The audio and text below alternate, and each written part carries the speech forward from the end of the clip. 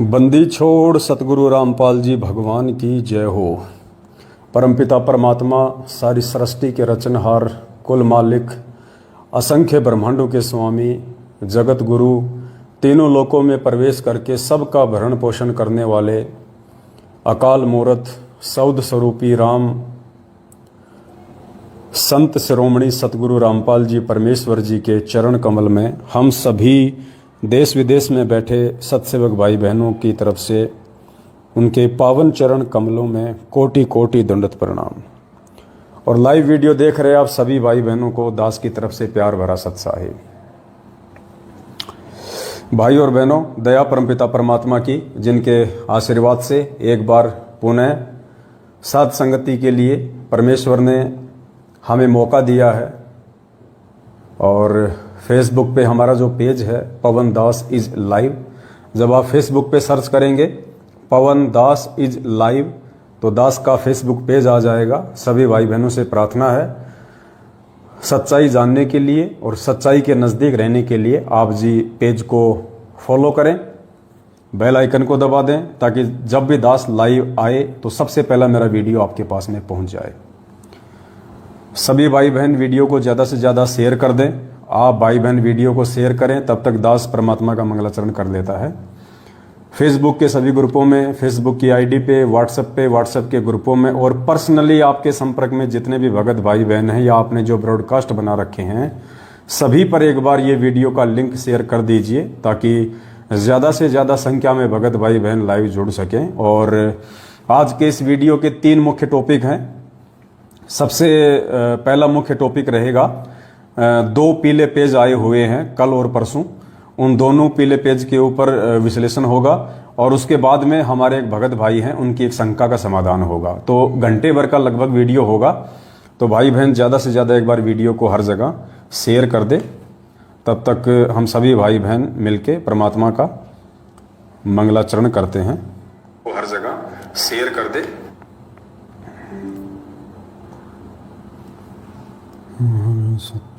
दास भी एक बार अपने मोबाइल से हर जगह शेयर कर देता है। आप सभी भाई बहन भी जहाँ जहाँ संभव हो एक बार वीडियो को हर जगह शेयर कर दें,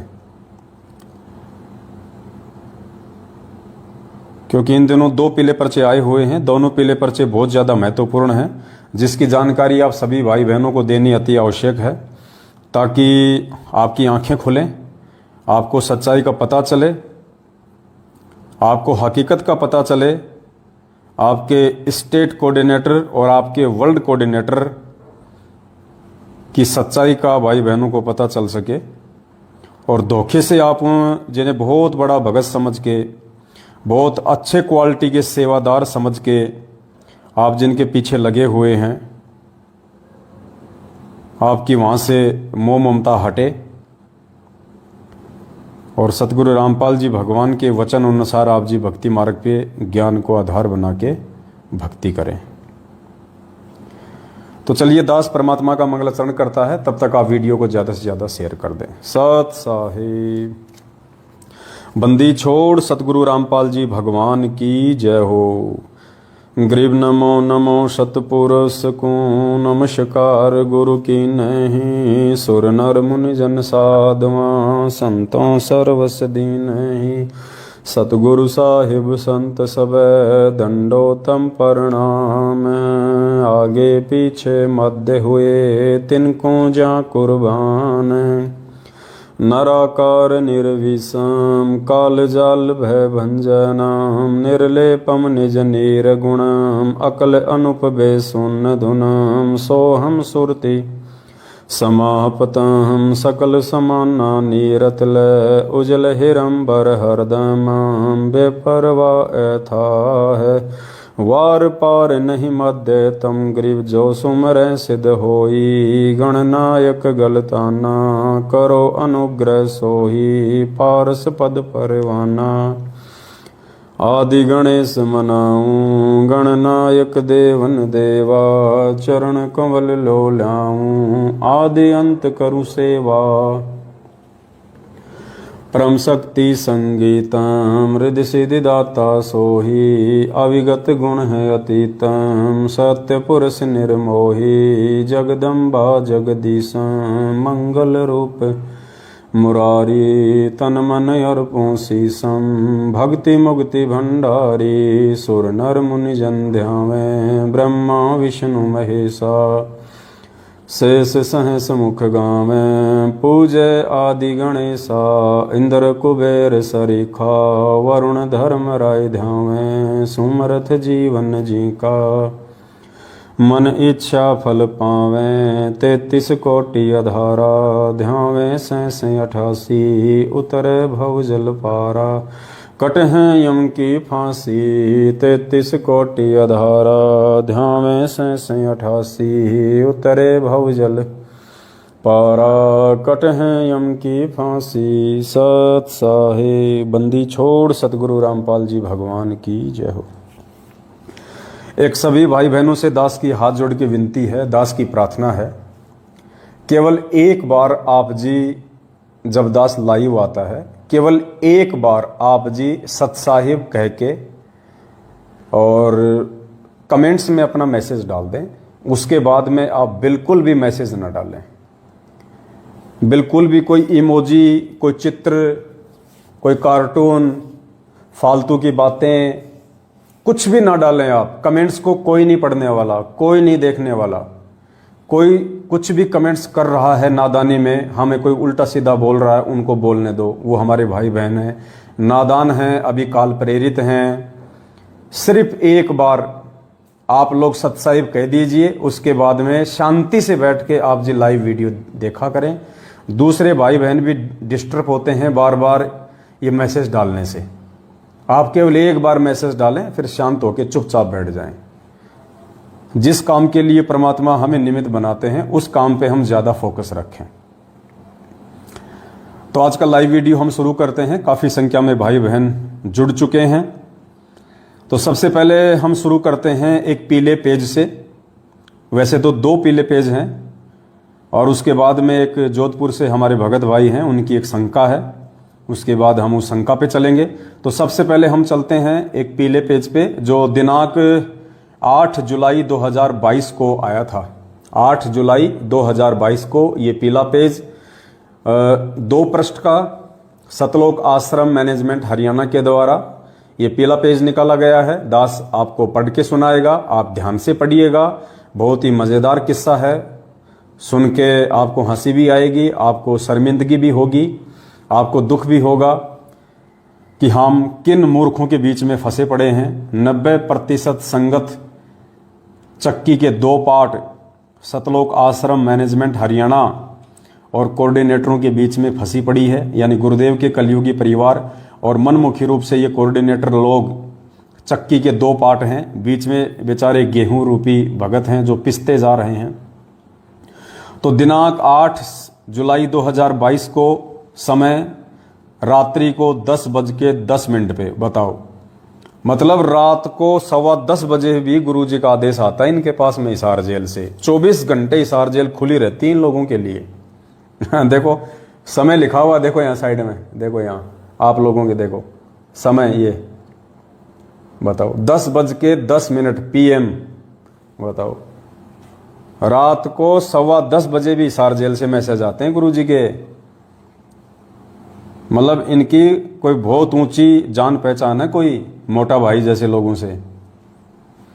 मन में आता है जब भी गुरुजी को उठा के नींद से और ये लोग मैसेज लिखवा लेते हैं कि गुरुजी पहला पर्चा लिखो फटाफट, टाइम नहीं हमारे पास में, रात को तो टाइम मिलता है हमारे को।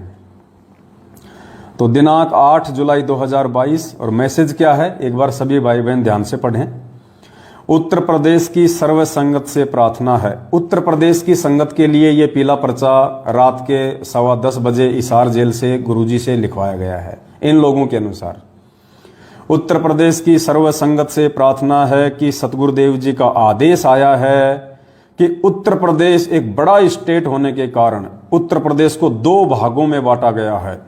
एक पूर्वी उत्तर प्रदेश, दूसरा पश्चिम उत्तर प्रदेश, जिसमें पूर्वी उत्तर प्रदेश में भगत संजीव दास, ये उनके मोबाइल नंबर हैं, संभाग में सेवा संभालेंगे और पश्चिम उत्तर प्रदेश में भगत हरदेश दास संभाग में सेवा संभालेंगे।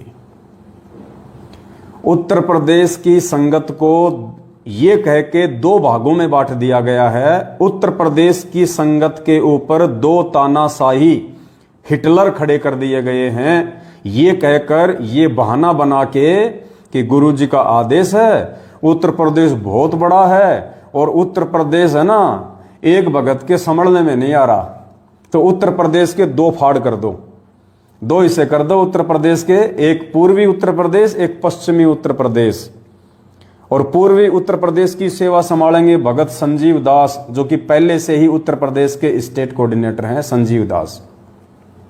दूसरा कौन संभालेगा? भगत हरदेश दास।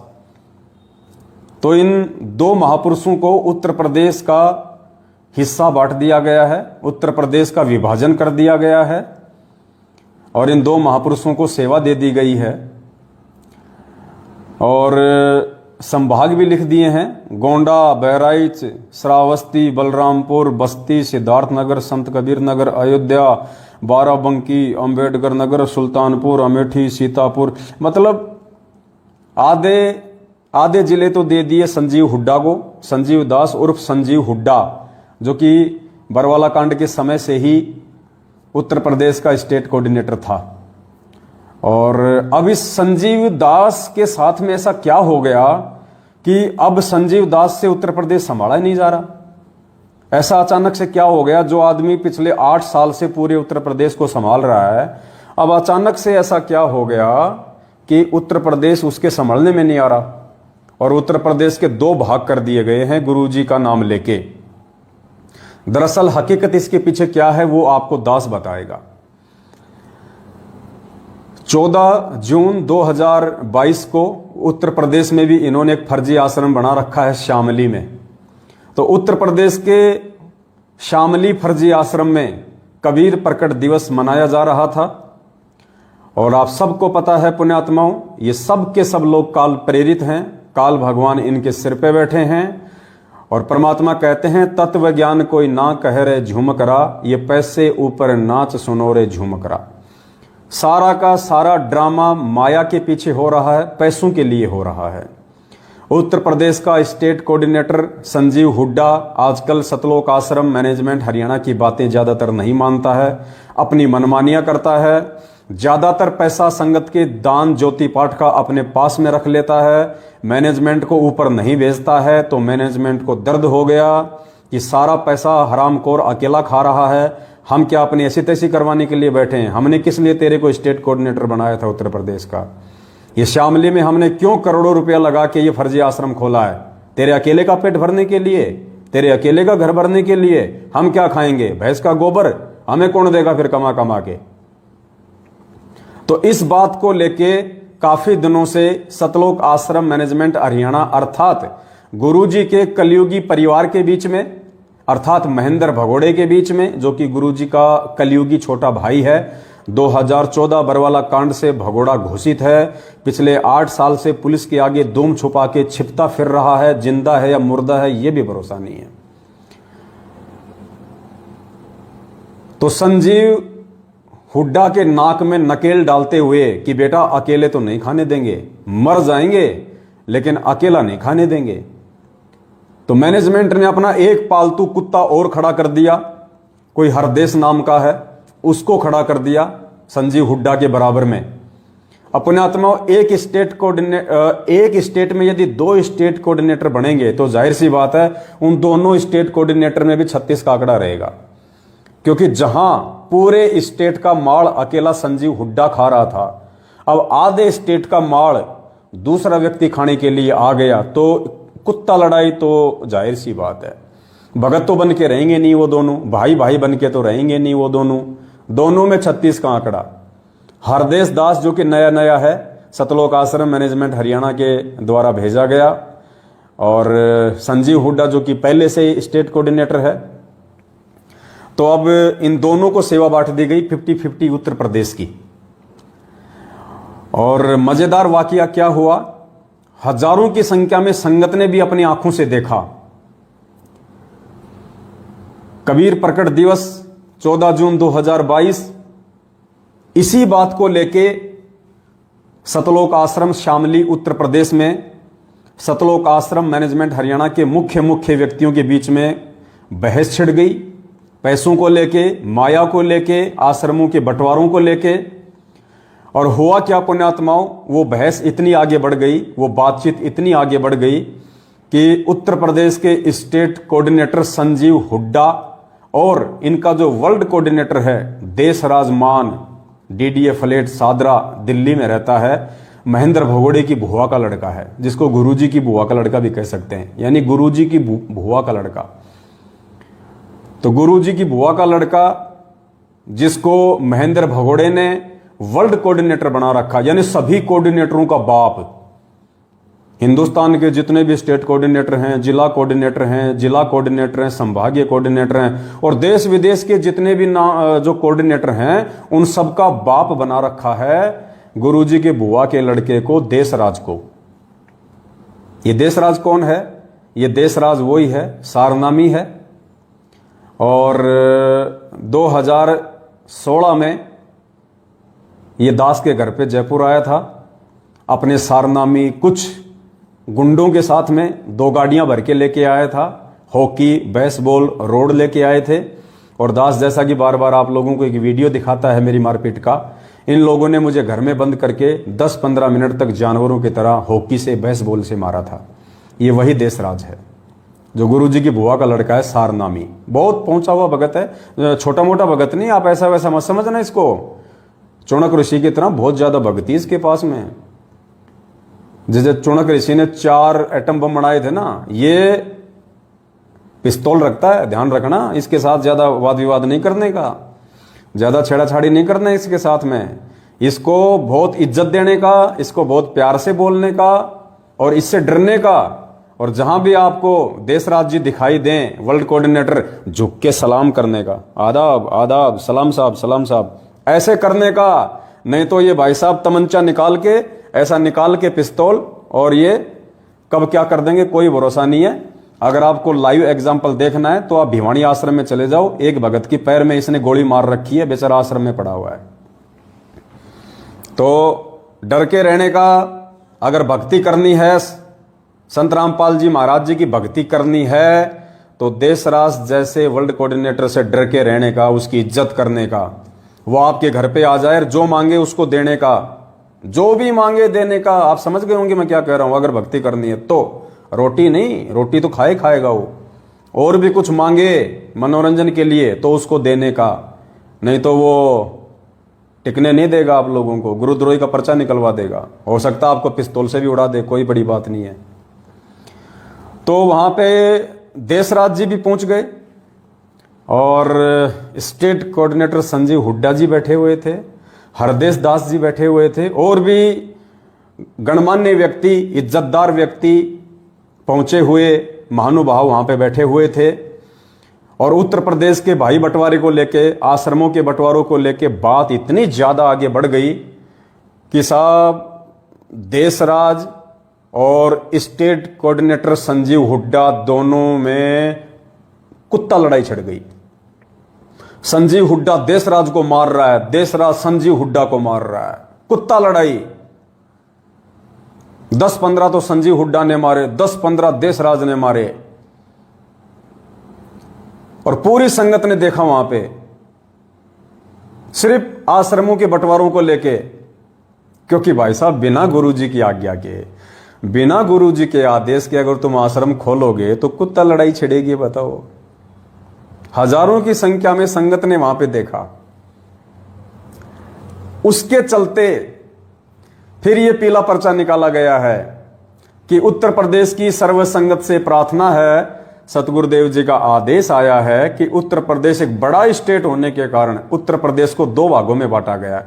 अब ये तो कह नहीं सकते, अब ये तो इन्होंने बहाना बना दिया कि बहुत बड़ा स्टेट है। अरे कितना बड़ा स्टेट है, जब हमारा भगवान 27 साल से पूरा विश्व संभाल रहा था। तुम्हारे से एक छोटा सा उत्तर प्रदेश नहीं संभाला जाता। क्या खाक भक्ति करोगे, क्या खाक सेवा करोगे तुम। अगर ये कहें कि आश्रम के बंटवारे को लेके वहां पे लड़ाई छिड़ गई थी, जिस कारण से हमने 2 स्टेट कोऑर्डिनेटर बनाने पड़े, तो इनकी बेइज्जती हो जाती है, संगत को सच्चाई समझ में आ जाती है। तो आपको पता ही है, अंत में इनके पास एक ही बहाना होता है, गुरु जी का आदेश। इनको पता है संगत मरेगी, लुटेगी, पिटेगी तो गुरु जी के आदेश के नाम पे पिटेगी। तो गुरु जी का आदेश बता दिया, ये पीला पर्चा निकाल दिया कि उत्तर प्रदेश एक बहुत बड़ा स्टेट होने के कारण उसको 2 भागों में बांटा जा रहा है। गुरु जी का आदेश है। पूर्वी उत्तर प्रदेश संजीव हुड्डा को दे दिया जाता है और पश्चिमी उत्तर प्रदेश हरदेश दास को दे दिया जाता है। तो ये आश्रमों के बंटवारों को लेके ये कुत्ता लड़ाई हमारे बड़े भाई साहब सतलोक आश्रम मैनेजमेंट हरियाणा वालों के बीच में छुड़ चुकी है। अब दास आपको थोड़ा सा इनका चरित्र भी बता देता है, दोनों महापुरुषों का। देखो जी, देश राज्य के बारे में मैं ज्यादा देखो कुछ नहीं बोलूंगा, हाँ, क्योंकि देखो बंदूक रखता है वो, पिस्तौल रखता है भाई उसका कोई भरोसा नहीं भाई, कब किसके पैर में मार दे, कब किसकी कनपटी में मार दे, क्योंकि ये तो गुंडे आदमी हैं, ये भगत तो है नहीं, ये तो गुंडे आदमी हैं, माफिया हैं, गैंगस्टर टाइप के आदमी हैं। ये तो खाली भगत तो खाली एक लिबास पहन रखा है, भगत का तो खाली एक चोला पहन रखा है। जैसे राजनीति में आने के बाद में राजनेता लोग होते हैं, वो सफेद सफेद कपड़े तो केवल दिखावे के लिए पहनते हैं कि हम बहुत शांति प्रिय आदमी हैं, बहुत शांति पसंद आदमी हैं, हम बहुत सीधे साधे आदमी हैं। देखो खाली एक 200-500 रुपए का कुर्ता पजामा पहनते हैं खादी का, वो तो केवल जनता में दिखाने के लिए, अंदर वो क्या क्या करते हैं वो सबको पता है। तो देशराज जी देखो भाई साहब बहुत पहुंचे हुए गुंडे हैं, मैं उनके बारे में ज्यादा कुछ बोलूंगा नहीं। और ऐसे गुंडे सदियों के बाद कभी कभी कोई माता पैदा करती है, तो उस माता को भी मेरा नमन है जिसने ऐसा महान गुंडा पैदा कर दिया संत रामपाल जी भगवान की संगत को बर्बाद करने के लिए। हाँ भाई, थोड़ी इज्जत से बोला करो, ऐसे मत बोला करो उनको गुंडा उंडा। हाँ, ऐसे वो गर्म खोपड़ी का आदमी है, आपने देखी नहीं उसकी फोटो, दिखाऊं क्या? एक सेकंड, कहाँ गए गुंडे महाराज? वो देशराज जी महाराज कहाँ गए? ये देखिए, देखा, शकल से ही गुंडा लग रहा है, एक नंबर का। बताओ, इज्जत दिया करो जब तुम्हारे घर पे आऊंगे तो कभी ये सलाम ठोका करो इनको, नहीं तो ये बगल में पिस्तौल रखता है, लाइसेंस भी ले रखा है, ध्यान रखना, मारने के बाद में फिर कुछ नहीं। और संजीव हुड्डा जी के भी दर्शन करवा देते हैं आपको थोड़े से। ये देखिए, ये हैं संजीव हुड्डा जी, ये देखिए, ये संजीव हुड्डा है उत्तर प्रदेश का स्टेट कोऑर्डिनेटर, जो अकेला अरे नालायक इंसान, थोड़ा थोड़ा उनको भी दे देता, अब गया ना है। अगर थोड़े थोड़े टुकड़े अगर उन बड़े कुत्तों को भी डालता रहता और थोड़े थोड़े टुकड़े तू भी खाता रहता तो नहीं जाता ना उत्तर प्रदेश हाथ से, हैं?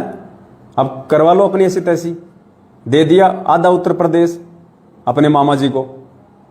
मूर्ख आदमी, सलाह ले लेता, 7 साल से शंका समाधान कर रहे हैं, अकेले में फोन कर देता कि भगत जी मेरी ऑडियो को वायरल मत करना और मेरे को ये सलाह दे दो, ऐसी स्थिति में मेरे को क्या करना चाहिए, तो दास तेरे को बता देता।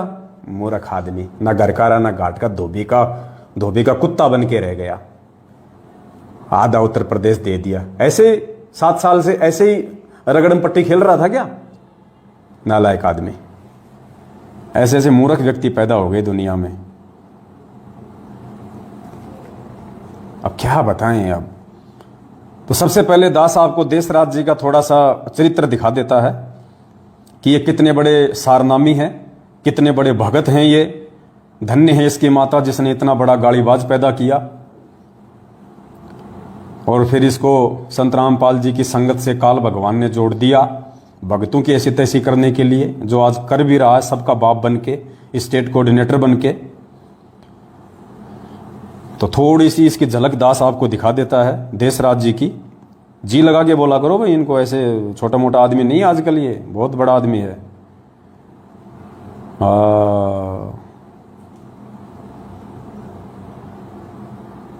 देखिए, जब ये देशराज जी दास के घर पे आए, दास के साथ में मारपीट की इन्होंने, उसके बाद में दास ने सोशल मीडिया पे इनकी फोटोएं डालनी शुरू कर दी, पोस्टर बना के डालने शुरू कर दिए थे। तो उसके बाद इसने क्या किया, मेरे को व्हाट्सएप कॉल किया किसी दूसरे के नंबर से मेरे को व्हाट्सअप कॉल किया।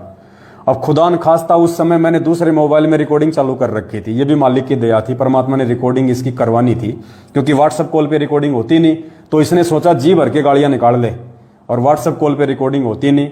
लेकिन मालिक तो अंतर्यामी है। जिस समय इसका फोन आया, दास ऐसे मोबाइल में कुछ रिकॉर्डिंग कर रहा था, तो रिकॉर्डिंग वो चालू रह गई, तो भाई साहब की वो व्हाट्सएप कॉलिंग की रिकॉर्डिंग जो है वो रिकॉर्ड हो गई। तो जब मैंने इसके फोटो डालने शुरू किए सोशल मीडिया पे, तो ये तो सामाजिक आदमी है, ये तो समाज में ज्यादा उठता बैठता है, इसका तो भाईचारा जगत में ज्यादा है, भगतों में भाईचारा कम है, जगत में ज्यादा है। तो इसने देखा कि तेरी तो फोटो वायरल हो रही है, तेरी तो बेइज्जती हो जाएगी, लोग तेरे बारे में क्या सोचेंगे, अगर तेरे किसी यार दोस्त ने, तेरे किसी माफिया गैंगस्टर भाई ने अगर देख लिया तो तेरी तो इज्जत कहीं की नहीं रहेगी। तो गुस्से में भर के इसने दास को फोन किया, और क्या बोलता है, ऑडियो ध्यान से सुनना। ये दास को कहता है कि हरामजादे मेरी फोटो क्यों डाल रहा है। दास ने कहा भी डालूंगा, एक बार नहीं 1000 बार डालूंगा। तो कहा कि तेरी छोरी को मैं कोठे पे बैठा दूंगा। क्या बोला देशराज, तेरी लड़की को कोठे पे बैठा दूंगा। कोठे पे मतलब इसके कोठे वालियों से भी संपर्क है भाई साहब। देशराज दिल्ली वाले के, सतलोक आश्रम मैनेजमेंट हरियाणा के, गुरुजी के बुआ के लड़के के, देशराज मान के, जो सादरा में डीडीए फ्लैट में रहता है, साथ में पिस्तौल रखता है, गुंडे जैसी शक्ल वाला है, वो बोला कि तेरी छोरी को अर्थात तेरी बेटी को मैं कोठे पे बैठा दूंगा अगर तूने दोबारा मेरी फोटो डाली तो। इसका मतलब कोठे वालियों से भाई साहब के गहरे संबंध हैं दिल्ली में कोठे वालियों से इसके बहुत गहरे संबंध हैं। वरना ऐसे कौन बैठा देगा, ऐसे कौन बैठाएगा, कौन बैठाने देगा ऐसे कोठों पे भाई किसी भी अनजान को। तो ये बात वही कह सकता है जिसके ऑलरेडी कोठे वालियों से, वेश्याओं से जिसके संपर्क हैं। तो देख लो भाई, तुम्हारा स्टेट कोऑर्डिनेटर, ये तुम्हारा वर्ल्ड कोऑर्डिनेटर, और हाँ ये तो वर्ल्ड कोऑर्डिनेटर है भाई, इसकी तो मतलब विदेशों तक इसकी कोठेवालियों से जान पहचान होगी फिर तो, क्योंकि विदेशों में भी जाता है ये तो कोठेवालियों के तो आपस में लिंक होते हैं देश विदेश में। तो इसके तो भाई ये तो विदेशों में भी बैठा सकता है कोठे पे। तो बोला तेरे लड़के को कोठे पे बैठा दूंगा। एक सारनामी के वचन है ये, एक सारनामी भगत के वचन, गुरुजी के रिश्तेदार के वचन, जिनको कुछ संगत का मूर्ख तबका बहुत बड़ा भगत समझ के अपने आप को धन्य मानता होगा जब ये उसके घर पे आता होगा। और नालायक को ये पता नहीं कि जब ये तुम्हारे घर पे आता होगा तो इसकी नजर तुम्हारी बहन बेटियों पे रहती होगी। क्योंकि परमात्मा कहते हैं कुत्ते की नजर हड्डी पे रहती है और सूअर की नजर टट्टी पे रहती है। कुत्ते की हड्डी पे, सूअर की टट्टी पे।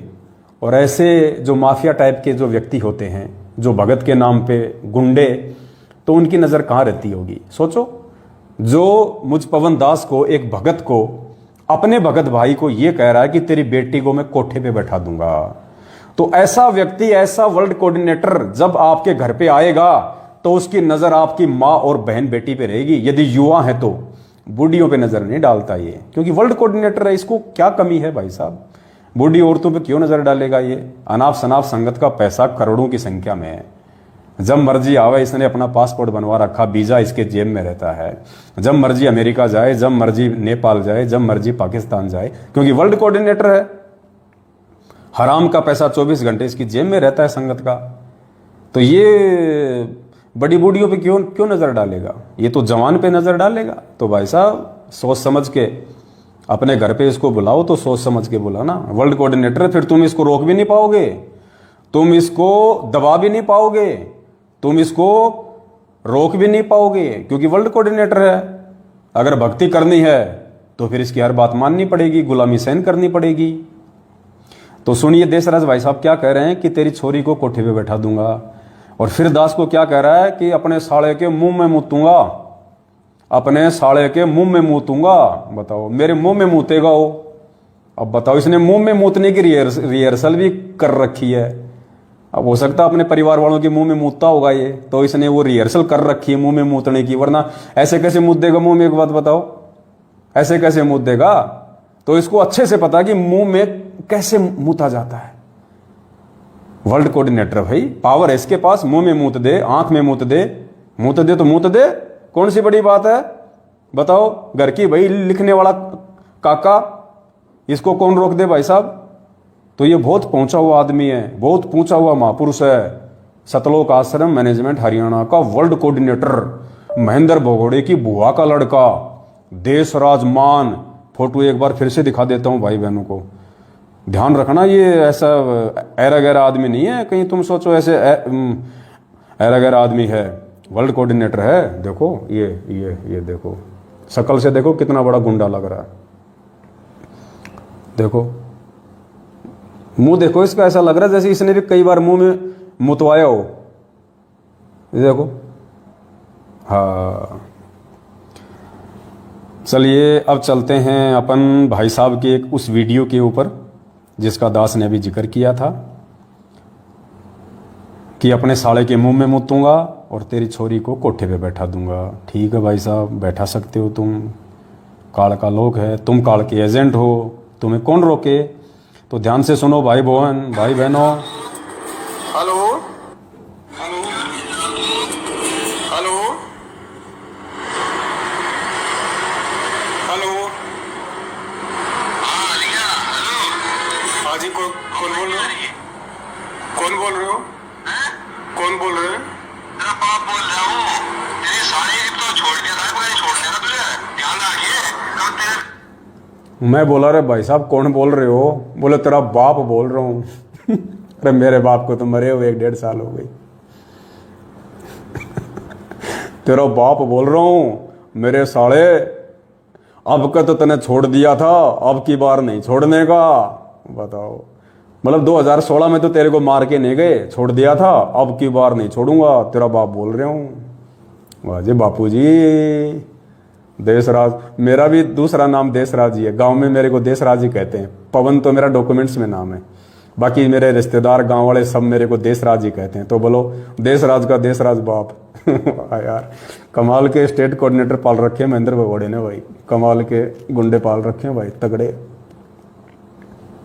हेलो हेलो हेलो, हाँ लिया, हेलो। हाँ जी, कौन बोल रहे हो? कौन बोल रहे हो? कौन बोल रहे हैं? तेरा बाप बोल रहा हूँ।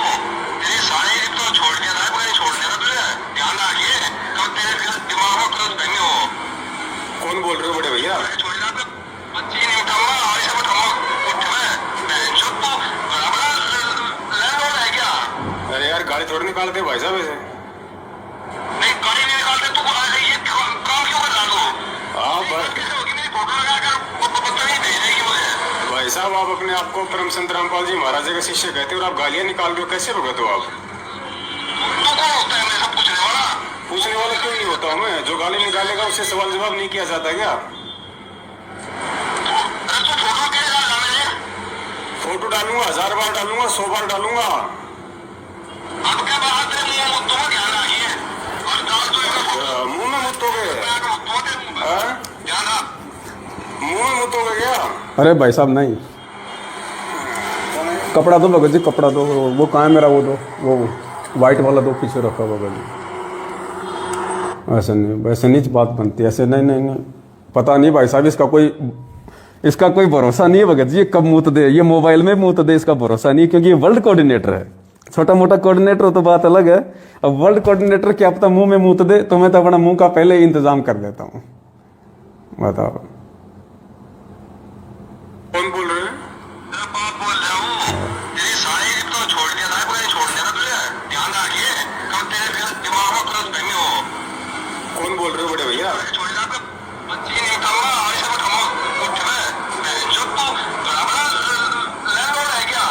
अरे यार गाड़ी थोड़ी निकालते भाई साहब ऐसे। नहीं गाड़ी नहीं निकालते तो ये काम क्यों कर रहा तू? हाँ बस मेरी फोटो लगाकर बच्चा नहीं भेजेगी मुझे। भाई साहब आप अपने आप को परम संत रामपाल जी महाराज के शिष्य कहते हो और आप गालियां निकाल रहे हो, कैसे भगत हो आप? तो कौन होता है मेरे से पूछने वाला? पूछने वाला क्यों नहीं होता हूँ मैं? जो गाली निकालेगा उससे सवाल जवाब नहीं किया जाता क्या? अरे तो फोटो कैसे डालना मैंने? फोटो डालूंगा, 1000 बार डालूंगा, 100 बार डालूंगा। अब क्या बात है, मुंह मुद्दों में ध्यान रखिए। हर साल तो मुंह में मुद्दोगे, ध्यान रख, मुंह में मुद्दोगे क्या?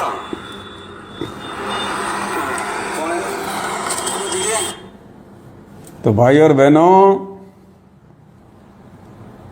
जय बोलो मुंह में मूतने वाले बाबा की जय हो, देश राजमान की जय हो, सतलोक आश्रम मैनेजमेंट वर्ल्ड कोऑर्डिनेटर मुंह में मूतने वाले बाबा की, मूतनाथ बाबा की जय, मूतनाथ बाबा की जय हो। सावधान, अगर किसी के पास ये ना हो तो बोतल रखा करो, और कभी मिल जाए ये मूतनाथ बाबा और मूतने की इच्छा हो जाए तो बोले बाबा बोतल में मूत दे, मेरे को तो माफ कर, बोतल में मूत दे, ज्यादा ही मूतने की इच्छा हो रही है तो थोड़ा सावधान रहना। ये सतलोक आश्रम मैनेजमेंट हरियाणा है, कोई छोटे मोटे, कोई गली के कोई छोटे मोटे कोई उठाई गिरे थोड़ी हैं, ये पहुंचे हुए गुंडे, पहुंचे हुए गुंडे, इंटरनेशनल गुंडे, छोटे मोटे गुंडे नहीं है, इंटरनेशनल गुंडे हैं ये। तो एक तो ये श्यामली आश्रम में जो कुत्ते की तरह वहां पे मारपीट कर रहा था, लड़ाई लड़ रहा था, और दूसरा कौन, संजीव हुड्डा, उत्तर प्रदेश का स्टेट कोऑर्डिनेटर संजीव हुड्डा। अब संजीव हुड्डा की आपको ऑडियो सुनाते हैं, गालीबाज संजीव हुड्डा। पहले जो रामचंद्र जी थे कानपुर वाले, वो हमारे साथ में थे, बीच में अभी वो थोड़े से रास्ते से डगमग हो गए हैं, चलो कोई बात नहीं, जितने उनके संस्कार थे।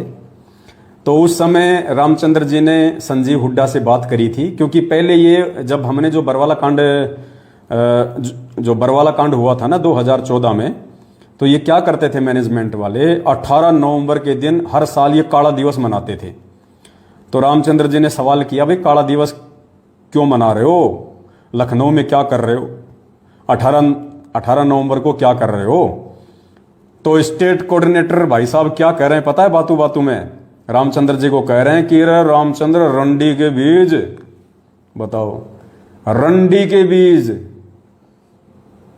बताओ। अब ये तो कोई रांडबाजी बोल सकता है ऐसी भाषा, तो रंडी का बीज तो कोई भगत तो बोलेगा नहीं, और वो भी सारनामी संजीव हुड्डा, सारनामी भगत, और उत्तर प्रदेश के सभी भगतों का मसीहा, स्टेट कोऑर्डिनेटर, और एक भगत को क्या कह रहा है, रंडी के बीज। तो भाई ये तो कोई रांडबाजी बोल सकता है, छोटे मोटे मेरे जैसे की तो औकात नहीं भाई मैं किसी को रंडी का बीज बोल दूं, क्योंकि मुझे तो पता है कि सामने वाला भगत और मैं भगत है, उसकी माँ मेरी माँ।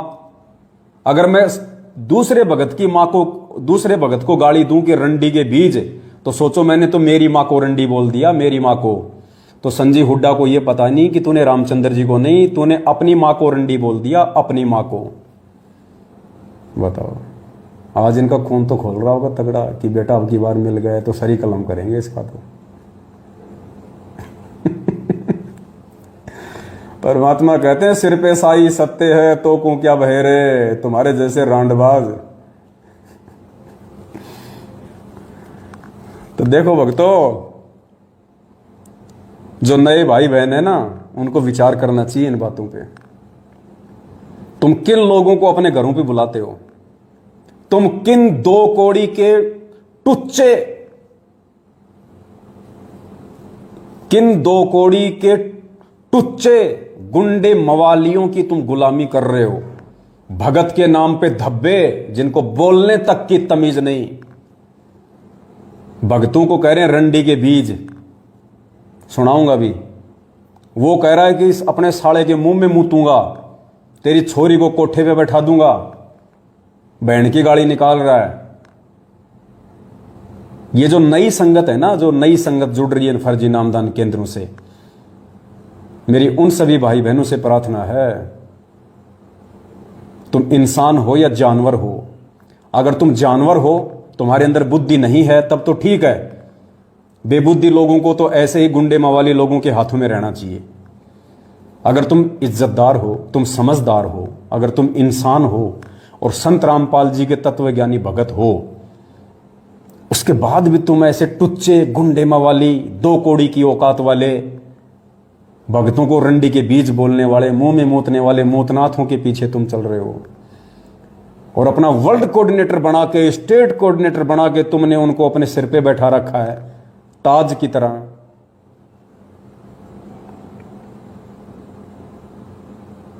भाई विचार करने की बातें हैं ये। तो संजीव हुड्डा की ऑडियो सुनो अब, और सुनना उसकी गाड़ी।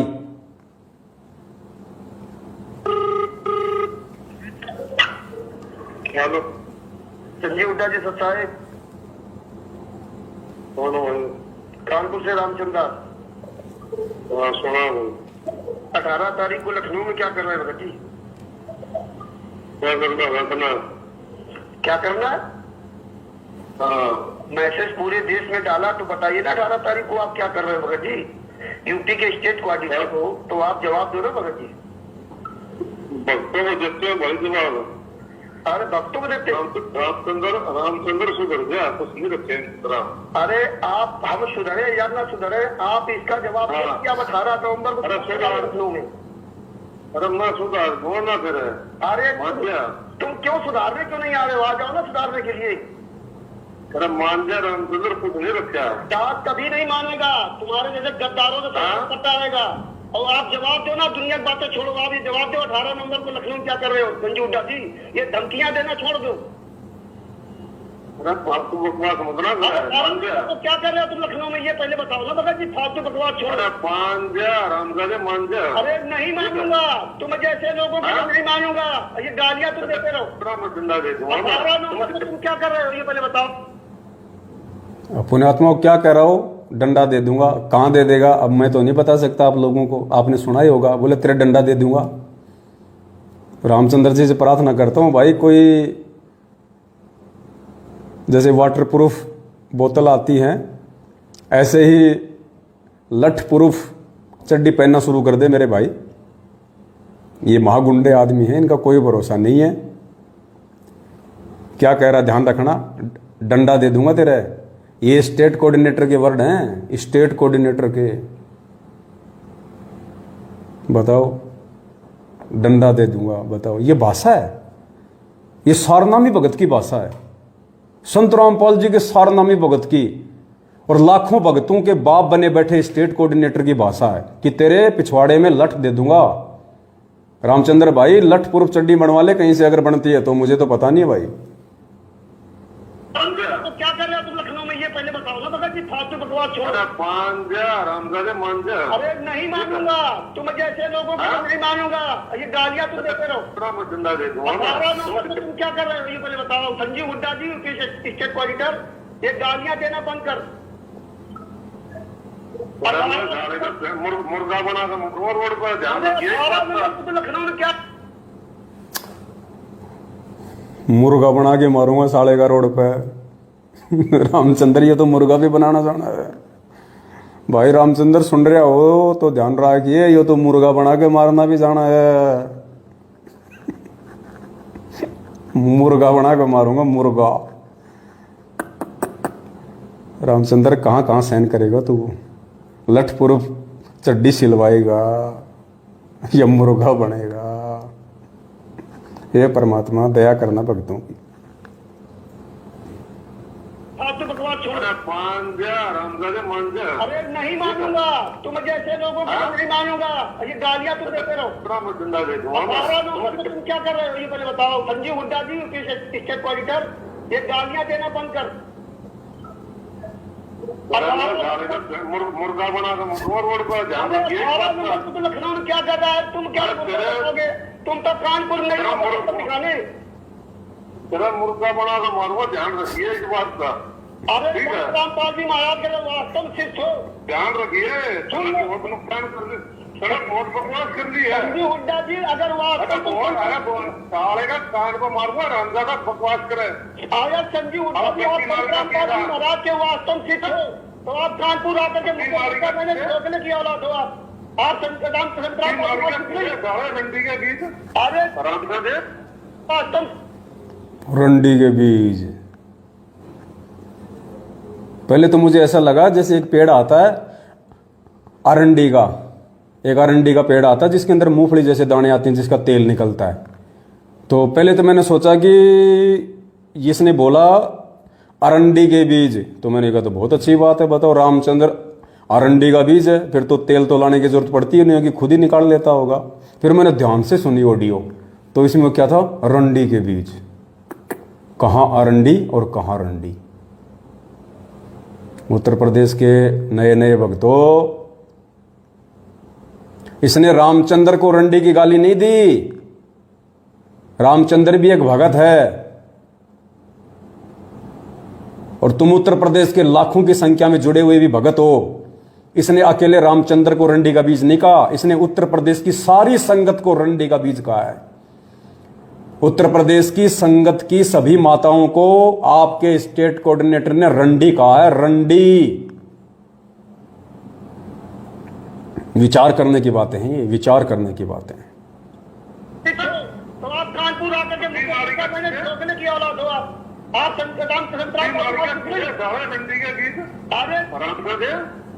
बहुत ही परमात्मा ने ज्ञान दिया ना, यही परमात्मा ने ज्ञान दिया है संजीव हुड्डा जी।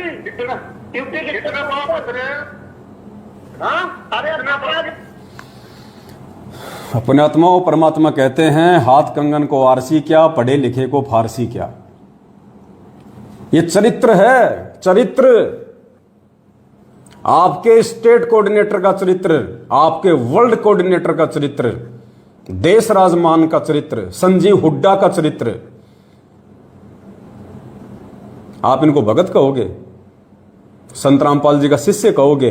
संत रामपाल जी ऐसे हरामखोरों पे थूकते भी नहीं है, ऐसे हरामखोरों पे संत रामपाल जी थूकते भी नहीं है जिन पे तुम फिदा हुए हो।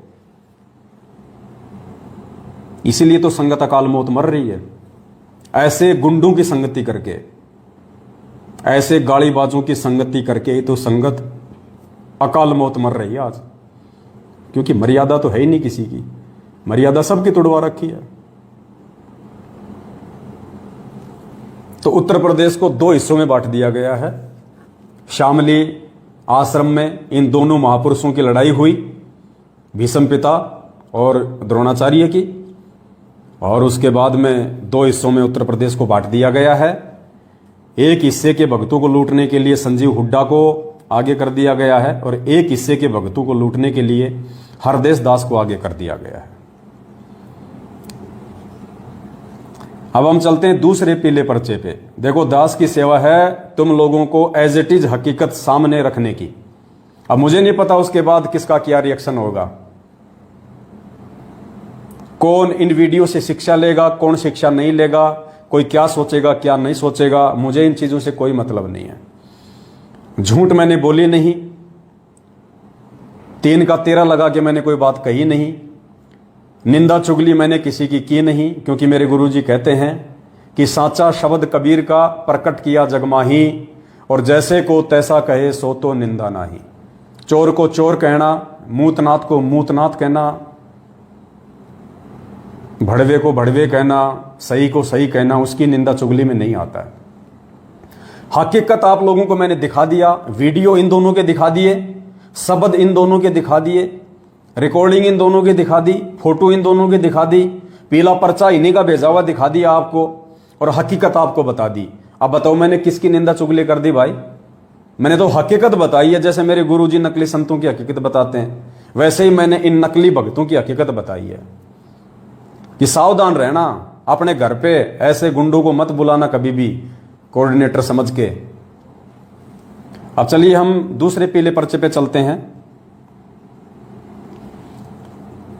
ये दूसरा एक पीला पर्चा है, एक ही पेज का है। ये दिनांक 18 जुलाई 2022 को आया है। ये देखिए 18 जुलाई 2022, समय शाम के 5:05 पे। बताओ, मतलब टाइम भी बिल्कुल एक्यूरेट लिखते हैं ये। 5:30, 5, 6, 6:30 ऐसे नहीं लिखते ये, 10 मिनट, 15 मिनट, 20 मिनट ऐसे लिखते हैं ये। जैसे मार्केट में कहते हैं ना कि ये शर्ट कितने की है, 999 रुपए की। अच्छा, ये टोपी 199 रुपए की। तो इसी प्रकार ये टाइम भी बिल्कुल ऐसे रखते हैं, 5:05, 10:15, ताकि भक्तों को यकीन हो जाए कि वास्तव में मतलब टाइम से पीले पर्चे आते हैं जेल से, बिल्कुल एक्यूरेट।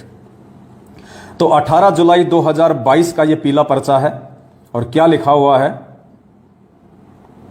सॉरी, ये 18 जून का है, 18 जून का है।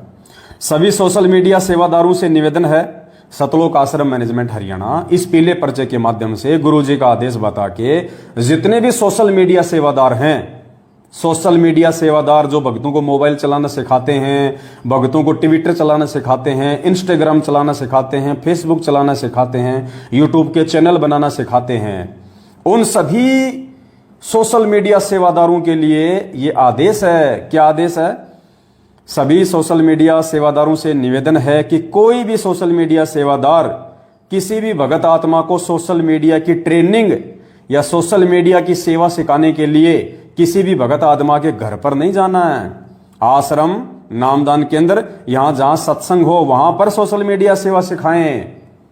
बताओ, पीला पर्चा आ गया। आज से पहले तो लोगों के घर घर जाके सोशल मीडिया सेवा सिखा रहे थे, माता बहनों को जा जाके सोशल मीडिया सेवा सिखा रहे थे, उनको ट्रेनिंग दे रहे थे सोशल मीडिया की, कि माता बहनों को भक्तों के साथ में कैसे व्यवहार करना चाहिए, जब कोई भगत घर पे आ जाए तो उसको कैसे उसको खुश करना चाहिए, कैसे उसको प्रसन्न करना चाहिए। सोशल मीडिया सेवादार को जब घर पे आवे सिखाने के लिए, ट्रेनिंग देने के लिए।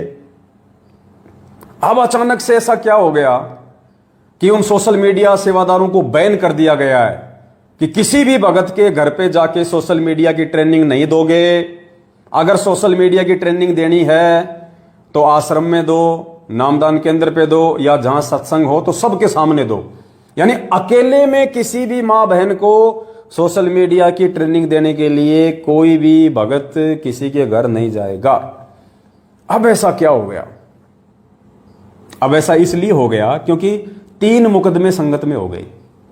संगत में 3 मुकदमे हो गए। मुकदमे क्या हो गए? ट्रेनिंग तो देने गया था माता बहनों को सोशल मीडिया की, और ट्रेनिंग कोई और दे के आ गया। बताओ, जिसकी वजह से ये पीला पर्चा निकालना पड़ा। ऐसे निकम्मे ट्रेनिंग देने वालों की वजह से, नालायक समझते भी नहीं है किस समय पे क्या ट्रेनिंग देनी चाहिए, उल्टी ट्रेनिंग दे के आ जाते हैं। ये नहीं देखते कि मैं क्या ट्रेनिंग देने आया हूं, और ट्रेनिंग कुछ और दे देता हूं वहां उनको जाके। इसलिए पीला पर्चा निकालना पड़ गया। 1-2 नालायक की वजह से और सैकड़ों ट्रेनिंग देने वालों की बाट लगा दी। वो गालियां निकाल रहे होंगे बाकी ट्रेनिंग देने वाले कि नालायक ने हमारा और सत्यानाश कर दिया, बढ़िया टाइम पास हो जाता था, कर दिया कांड। अब ये भी मुझे बताना पड़ेगा कि वो 3 क्या कांड हो गए। अब ये लोग सतलोक आश्रम मैनेजमेंट हरियाणा के सोशल मीडिया ट्रेनिंग सेवादार ये माता बहनों के घरों में जाते थे उनको ट्रेनिंग देने के लिए। अब कोई बुढ़ी औरत तो मोबाइल चलाएगी नहीं, कोई बुढ़ी औरत को तो ट्रेनिंग ये लोग देते नहीं है। अब जवान जवान माता बहनों को ट्रेनिंग देते हैं, और ऐसे समय पे जाते हैं जब कोई होता ही नहीं घर पे। क्या तो रात को जाएंगे, पति बेचारा थका आ रहा आएगा, दूसरे कमरे में जाके सो जाएगा, वो ट्रेनिंग देता रहता है। या फिर ऐसे समय में जाएंगे जहां पे बिल्कुल, क्या बताऊं मैं। परसों आपने सुना होगा ऑडियो में, ऐसे ही ट्रेनिंग देने के लिए गया था और 3 दिन उसी के घर पे रुक गया, और किसी ने उसकी सासू मां को बताया, किसी ने उसकी सासू मां को बताया कि ये जो तेरे बेटे की बहू है ना, ये ठीक नहीं चल रही आजकल, ये जाती है पुस्तक सेवा करने और वहां पे और ही कुछ हो रहा है। तो सासू को यकीन नहीं हुआ कि ऐसा थोड़ी होगा। सासू ने देखा कि मैं अपनी आंखों से पकड़ लूंगी तब मानूंगी। तो भाई साहब घर पे आए हुए थे ट्रेनिंग देने के लिए। अब सुबह सासू मां ने देखा तो बताओ, दोनों ट्रेनिंग देने वाला ट्रेनिंग लेने वाली दोनों के दोनों एक ही बेड पे पड़े। बताओ, दोनों के दोनों ट्रेनिंग लेते लेते एक ही बेड पे पड़ गए। मतलब रात को लेट तक दे रहा था ट्रेनिंग, टाइम ज्यादा हो गया होगा ना। अब नींद तो आएगी भक्तों को, ऐसी बात थोड़ी कि भक्तों को नींद नहीं आएगी। अब रात के 3-3 बजे तक आप किसी बहन को ट्रेनिंग दोगे सोशल मीडिया की तो नींद तो आएगी। अब दोनों को नींद आ गई, एक ही बेड पे सो गए दोनों। सुबह सासू मां ने देखा तो कुछ आपत्तिजनक स्थिति में पड़े हुए थे, वो हो गया होगा पैर वार इधर उधर, कोई बड़ी बात थोड़ी है। अब भगत भाई थोड़ी अपनी भगत बहन के साथ में कोई ऐसा करेगा ट्रेनिंग देते समय, पड़ गया होगा पैर ओड़ा सोड़ा, कौन सी बड़ी बात है। तो सासू ने उस भगत को पकड़ा, खड़ा किया, कान पकड़ा, बोला भाई तूने ये क्या किया, कहां सो रहा तू, तेरे को पता नहीं ये सोने की जगह है? बोल मेरे को ध्यान नहीं रहा, लाइट चली गई थी, मेरे को ध्यान नहीं रहा। अच्छा, बहू को बोले नालायक तू बता। बोले जी मैंने सोचा आपका बेटा सो रहा है, मैंने सोचा आपका बेटा सो रहा है, मैं तो आपका बेटा समझ के सो गई। अब सासू मां क्या करे बेचारी, बताओ। सासू मां ने भी अपने दिल में सब्र कर लिया। सासू मां को भी अमरीश पुरी की वो कोयला फिल्म याद आ गई, अमरीश पुरी की वो कोयला फिल्म याद आ गई कि छत पे सोया था बहनोई, मैं तने समझ के सो गई, मुझको राणा जी माफ करना, गलती मारे से हो गई। अब सासू ने देखा भाई चलो कोई नहीं भाई, गलती हो गई होगी बहू से, कौन सी बड़ी बात है। उसके बाद में ऐसी एक घटना मध्य प्रदेश में हो गई। सोशल मीडिया की ट्रेनिंग देने गया था भाई साहब, सूरत से आया था स्टेट कोऑर्डिनेटर का लड़का, बताओ सूरत से आया कोऑर्डिनेटर का लड़का ट्रेनिंग देने के लिए। किसको? एक युवा बहन को, किसी भगत की भक्तमती को, और ट्रेनिंग देने लगा। अब बहन जी बोली भगत जी बहुत टाइम हो गया ट्रेनिंग लेते हुए, अब रहने दो। बोला नहीं नहीं थोड़ी सी और बच रही है। अच्छा अच्छा, थोड़ी सी भी दे दी। उसके बाद क्या हुआ, भगत जी इतने ट्रेनिंग में मस्त हो गए, अब उनके जो भगत थे जो भक्तमती के वो साइड में चले गए। अब वो बहन बेचारी नहा धो के बाथरूम से आई और नहा धो के अपने वो कपड़े चेंज करने लग गई दूसरे कमरे में। यानी वो जो रूम थे वो कुछ इस प्रकार के थे, उसी रूम से उस रूम का गेट था। तो वो बहन अपना साइड में जाके अपने वो कपड़े बदलने लग गई। अब जो ट्रेनर था, ट्रेनर कोऑर्डिनेटर का लड़का सूरत का, वो क्या कर रहा है, जैसे बहन उधर कपड़े चेंज कर रही है, अब कोऑर्डिनेटर ने इधर मुंह कर लिया, उसने ट्रेनिंग देने वाले ने, और शीशा पकड़ लिया हाथ में, और यूं उस शीशे में से, दर्पण में से पीछे से उस बहन को देख रहा है कपड़े चेंज करती हुई को, यूं यूं उस शीशे में से देख रहा है अंदर जो कपड़े चेंज कर रही थी बहन। भगत जी ने उसको देखा और कहा कि भाई ये क्या कर रहा है तू, ये क्या कर रहा है?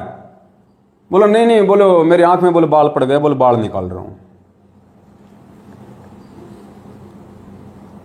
एक ऐसी कांड और हुआ है, वो तो मुझे बताते हुए बड़ी शर्म आएगी, इसलिए मैं नहीं बता पाऊंगा। तो ये 3-4 कांड इन दिनों संगत में घटित हो गए सोशल मीडिया सेवादारों के द्वारा ट्रेनिंग देते समय। उसके बदले फिर ये पीला पर्चा निकाला गया था पिछले महीने कि सभी सोशल मीडिया सेवादारों से निवेदन है कि कोई भी सोशल मीडिया सेवादार किसी भी भगत आत्मा को सोशल मीडिया की ट्रेनिंग या सोशल मीडिया की सेवा सिखाने के लिए किसी भी भगत आत्मा के घर पर नहीं जाना है। आश्रम, नामदान केंद्र या जहां सत्संग हो वहां पर सोशल मीडिया सेवा सिखानी है। यह है जी पीला पर्चा।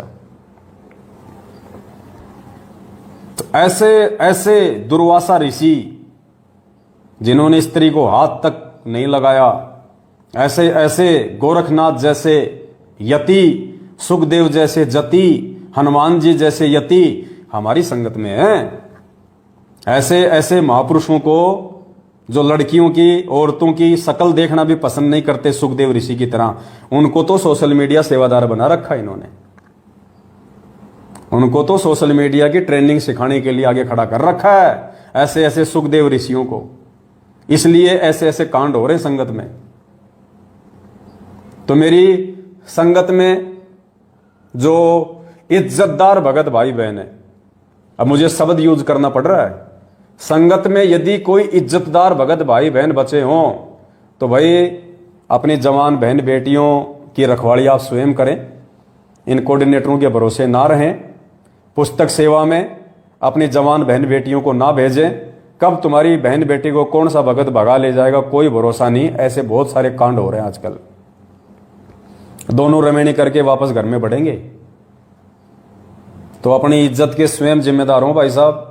सतलोक आश्रम में जैसे कोई पान का कोई जर्दे की पुड़िया आती है ना, जर्दे की पुड़िया आती है, तानसेन की पुड़िया आती है, रजनीगंधा की डब्बी आती है, उस पर नीचे क्या लिखा होता है कि स्वयं अपनी मतलब रजनीगंधा स्वास्थ्य के लिए हानिकारक है, इससे अगर कोई दुष्प्रभाव हुआ तो उसकी जिम्मेदारी आपकी स्वयं की होगी।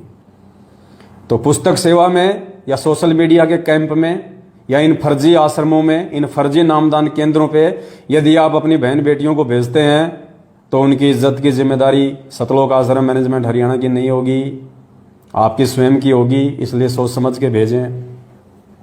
तो ये तो थोड़ा सा ये चरित्र था सतलोक आश्रम मैनेजमेंट हरियाणा का, जो आप लोगों को ताज़ा करना ज़रूरी था, ताकि कुछ भगत भाई बहन जो आंखों पे काली पट्टी बांध कर इनको बहुत बड़े भगत समझ के, क्योंकि जो ब्लाइंड फेथ हमारे गुरुदेव पे करना था वो ब्लाइंड फेथ हम गधों ने इन मैनेजमेंट वालों पे कर लिया, गुरुजी के परिवार वालों पे कर लिया, जिसका परिणाम आज संगत भोग रही है। तो उनको थोड़ा सा याद दिलाना दास की जिम्मेदारी थी, दास का फर्ज था। हालांकि दास को अपनी कोई परवाह नहीं है, परमात्मा दास के साथ में है। बाड़ी बाका नहीं कर सकते बेटे, चाहे कितनी कोशिश कर लो ये। और कोशिश क्या ये कर नहीं रहे? क्या इन्होंने कोशिश की नहीं? इनको तो आज भी ऐसा है कि बेटा मिल जाए एक बार, कहाँ है, बस एक बार, बस अब की बार तो 3-13 कर देना उसका। सिर पे साई सत्य है तो को क्या भय रे। परमात्मा साथ में है। ये तुम्हारे तमंचे, तुम्हारी बंदूकें, तुम्हारी तलवारें अपनी अंडरवियर में छुपा के रखना बेटा। दास के साथ परमात्मा है, टेंशन लेने की जरूरत नहीं है। बाकी सावधानी अपनी मैं रखता हूं। परमात्मा ने कह रखा है बेटा सावधानी रखना, कायरता नहीं होती है। जानबूझ के भी हमने किसी को मौका नहीं देना, क्योंकि ये तो राक्षस है, ये तो राक्षस हैं, काल प्रेरित हैं, गुंडे हैं, महागुंडे हैं, माफिया हैं, गैंगस्टर लोग हैं। ये भगत थोड़ी हैं। भगत के भेष में भेड़ी हैं, ये उल्फ हाइना है ये। तो भाई हम तो इनसे बहुत पहले से सावधान होकर चल रहे हैं। अब जो नए भाई बहन जो जुड़ रहे हैं ना, वो अपनी बहन बेटियों का अपनी इज्जत के स्वयं जिम्मेदार बने। कोई गारंटी नहीं है इन लोगों की। तो चलो, ये तो सतलोक आश्रम मैनेजमेंट हरियाणा से जुड़े हुए कुछ पहुंचे हुए सिद्धि युक्त महापुरुषों की जीवन कुंडली थी, जो आप लोगों के सामने रखनी भी जरूरी थी। अब हमारा लास्ट जो पॉइंट है वो हमारे एक भगत भाई की शंका है। अब हम थोड़ा ज्ञान आधार से भी बात करेंगे, परमपिता परमेश्वर के आशीर्वाद से, जिसके लिए परमात्मा ने हमारे को आज निमित्त बनाया। तो जोधपुर से एक भगत जी हैं, उनकी एक शंका है। आप भी थोड़ा ध्यान से सुन लीजिए, परमात्मा उसके बाद उसका ज्ञान आधार से समाधान करवाएंगे।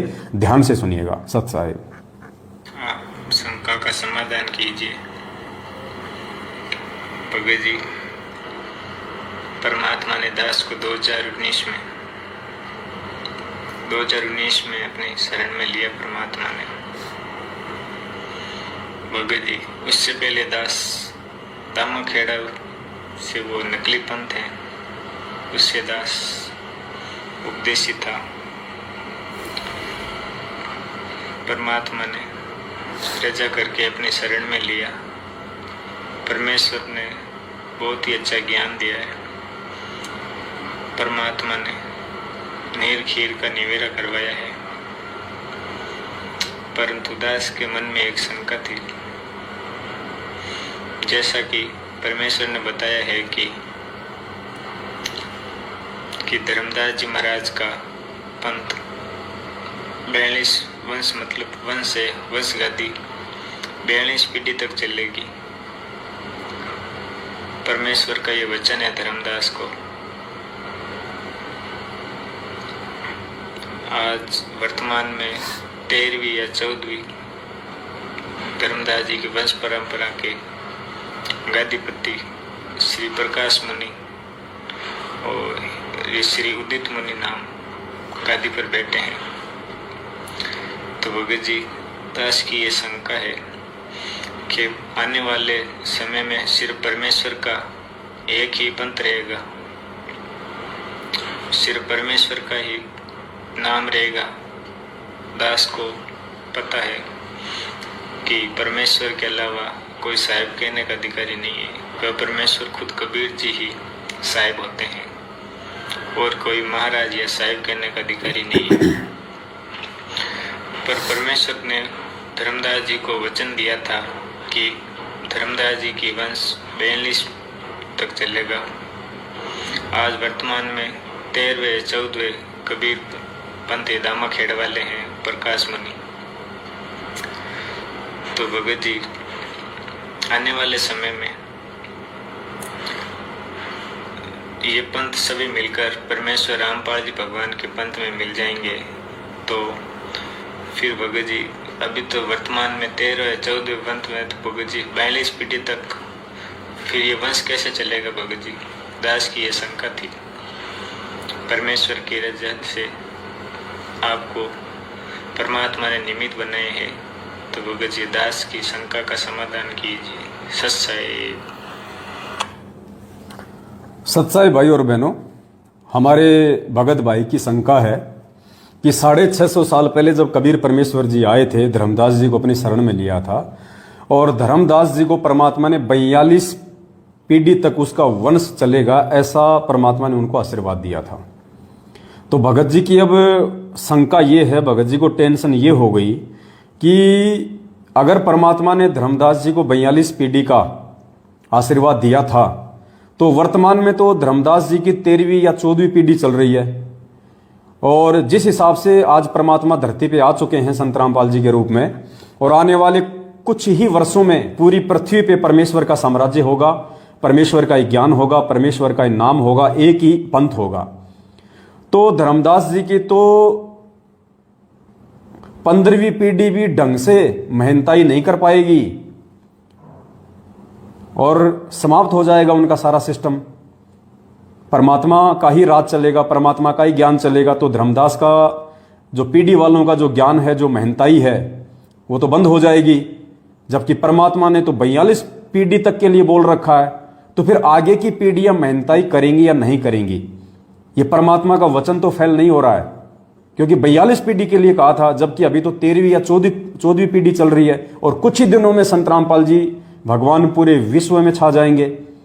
ये दामा खेड़ा, रांजड़ी, प्रकाश मुनि, ये उदित मुनि, सबका नामो निशान ज्ञान आधार से मिट जाएगा। तो ये भगत जी को ये समझ में नहीं आ रहा। तो पुण्यात्माओं, वैसे तो सतगुरुदेव जी सत्संगों में बार बार कहते हैं कि पुण्यात्माओं, यदि सत्संग सुनते सुनते मन में कोई खरपतवार पैदा हो जाए, कोई शंका यदि तुम्हारे को घेर ले, तो टेंशन नहीं लेनी चाहिए। निसंशय होकर अपनी भक्ति करते रहो, परमात्मा से प्रार्थना करो, सत्संग सुनते रहो। सत्संग में ही कभी न कभी वो अंतर्यामी परमात्मा तुम्हारी शंका का समाधान जरूर करेगा। लेकिन अब हमारे भगत भाई बहनों को इतना धैर्य नहीं, इतना संतोष भी नहीं है और वो टेंशन भी उनको इतनी ज्यादा हो जाती है कि आगे वो सत्संग भी ध्यान से नहीं सुन पाते हैं, उस टेंशन के चलते कि कहीं गुरुजी के वचनों में कोई दोष पैदा ना हो जाए। इसके लिए परमात्मा ने ये 7 संगतियां रखवाई हैं। हम जैसे 2 कोटि के जीवों को परमात्मा ने ज्ञान आधार से भाई बहनों की शंका समाधान के लिए निमित्त बनाया है। तो वैसे तो ये कॉमन सेंस की बात है, कोई ऐसी बड़ई को शंका नहीं है। देखिए भगत जी, दास आपको गुरुजी का सत्संग भी सुनाएगा, लेकिन उससे पहले दास आपको मौखिक बता देता है। जैसे आज दिन में दास ने आपकी ये शंका सुनी, तो दास को तो साथ के साथ में ही सतगुरुदेव जी ने दया कर दी थी। दास को तो मालिक ने समझा दिया था कि बेटा इसका ये समाधान है, भाई को इस प्रकार से समझा। लेकिन दास ने सोचा कि हो सकता है मेरे शब्दों से आपको पूर्णतया संतुष्टि ना हो, इसके लिए परमात्मा का एक सत्संग भी मुझे मिल गया दिन में, वो भी दास आपको सुना देगा। यदि आपने गुरुदेव के सत्संग सुने हो, धर्मदास को 42 पीढ़ी का आशीर्वाद देने वाला, तो गुरुदेव ने ये नहीं कहा किसी भी सत्संग में, गुरुजी ने किसी भी सत्संग में ये नहीं कहा कि उस कबीर परमेश्वर ने धर्मदास को 42 पीढ़ी तक मेहनताई का आशीर्वाद दिया था या 42 पीढ़ी तक गद्दी संभालने का आदेश दिया था या 42 पीढ़ी तक ये गुरुवाई करने का आदेश दिया था। नहीं, परमात्मा ने 42 पीढ़ी तक उनको गद्दी संभालने का, मेहनताई करने का या गुरुवाई करने का आदेश नहीं दिया, आशीर्वाद नहीं दिया। परमात्मा ने यह कहा था कि धर्मदास मेरे आशीर्वाद से, क्योंकि जब धर्मदास को परमात्मा ने दिखा दिया था कि यह नारायण दास कौन है, सतगुरु रामपाल जी भगवान ने, जो उस समय कबीर जी के रूप में थे, जो उस समय कबीर नाम से थे, उन्होंने धर्मदास जी को अपनी तरफ से दिव्य दृष्टि देके और ये दिखा दिया था कि ये जो नारायण दास है ये तेरा बेटा नहीं है, तेरे बेटे की शक्ल में ये काल का एजेंट है, मृत्यु अंध नाम का काल का दूत है, ये तेरी भक्ति बर्बाद करने के लिए आया है। क्योंकि परमात्मा कहते हैं कि जिस घर में परमात्मा की कोई अच्छी आत्मा होती है, काल उस घर में वो आत्मा भक्ति ना कर ले, अपना भी एक दो एजेंट वहां पे छोड़ देता है। सो जब धर्मदास जी को परमात्मा ने दिखाया कि ये तो काल का दूत है, उसके लंबे लंबे दांत, चौड़ा चौड़ा माथा और काला कलूटा चेहरा, तो धर्मदास की तो आंखें फटी की फटी रह गई। और फिर धर्मदास ने कहा, क्योंकि पुण्यात्मा उस समय ज्ञान तो था ही नहीं, मूल ज्ञान तो परमात्मा ने छुपा के रखना था, तो धर्मदास जी को फिर टेंशन हो गई कि परमात्मा फिर मेरा वंश कैसे चलेगा। गुरुजी ने कहा कि वो बढ़िया था, लाला जी था, कमजोर दिल का था। बोला भगवान अब ये काल का दूत पैदा हो गया तो मेरा वंश कैसे चलेगा। तो परमात्मा ने कहा कि तेरे घर में मैं एक अपनी अच्छी आत्मा भेजूंगा, उससे तेरा वंश जो है वो चलेगा, लेकिन वंश इसका भी चलेगा, लेकिन वो केवल 42 पीढ़ी तक रहेगा। मतलब सॉरी दास थोड़ा सा उल्टा बोल गया, दास माफी चाहता है। परमात्मा ने कहा था कि ऐसे काल के एजेंटों का वंश नहीं चलता है, ऐसे काल के दूतों का वंश धर्मदास नहीं चलता है। तो धर्मदास को टेंशन हो गई कि परमात्मा फिर मेरा वंश कैसे चलेगा। तो परमात्मा ने कहा कि मैं मेरी अच्छी आत्मा मैं तेरे घर में भेजूंगा। उस समय धर्मदास जी लगभग 80 साल की उम्र के हो रहे थे, तो टेंशन हो गई। तो बोला धर्मदास कोई टेंशन नहीं है, मेरे आशीर्वाद से तेरे घर में एक आत्मा आएगी। परमात्मा ने उसी समय उनको दिखा भी दिया था उनके आंगन में कि 9 महीने बाद में ये आत्मा तुम्हारे जो है वो घर में आएगी, और ये मुक्तामणि होगा, ये चूड़ामणि होगा। मुक्तामणि को हो चाहे चूड़ामणि को हो, थे खुद वो कबीर परमात्मा ही, लेकिन लीला करते हैं परमेश्वर, क्योंकि ये सत भक्ति मंत्र देने का अधिकारी पृथ्वी पर और कोई नहीं होता है उस कबीर परमेश्वर के अलावा। इसलिए मुक्तामणि कहो या चूड़ामणि कहो, उस रूप में स्वयं कबीर परमात्मा ही आए थे। तो कहा धर्मदास मेरी उस आत्मा के माध्यम से तेरी 42 पीढ़ी चलेंगी, यानी मैं तुझे 42 पीढ़ी तक के वंश का आशीर्वाद देता हूं। परमात्मा ने कहा था कि 42 पीढ़ी तक तेरा वंश चलेगा। ध्यान से सुनना भगत जी, परमात्मा ने यह कहा था कि 42 पीढ़ी तक धर्मदास मेरे आशीर्वाद से तेरा वंश चलेगा, वंश चलेगा। यह नहीं कहा कि 42 पीढ़ी तक तेरे वंश वाले गुरुवाई करेंगे, महंताई करेंगे, आश्रम खोल खोल के दुनिया को मूर्ख बनाएंगे। नहीं, गुरुवाई का आदेश नहीं दिया, महंताई का आदेश नहीं दिया परमात्मा ने 42 पीढ़ी का।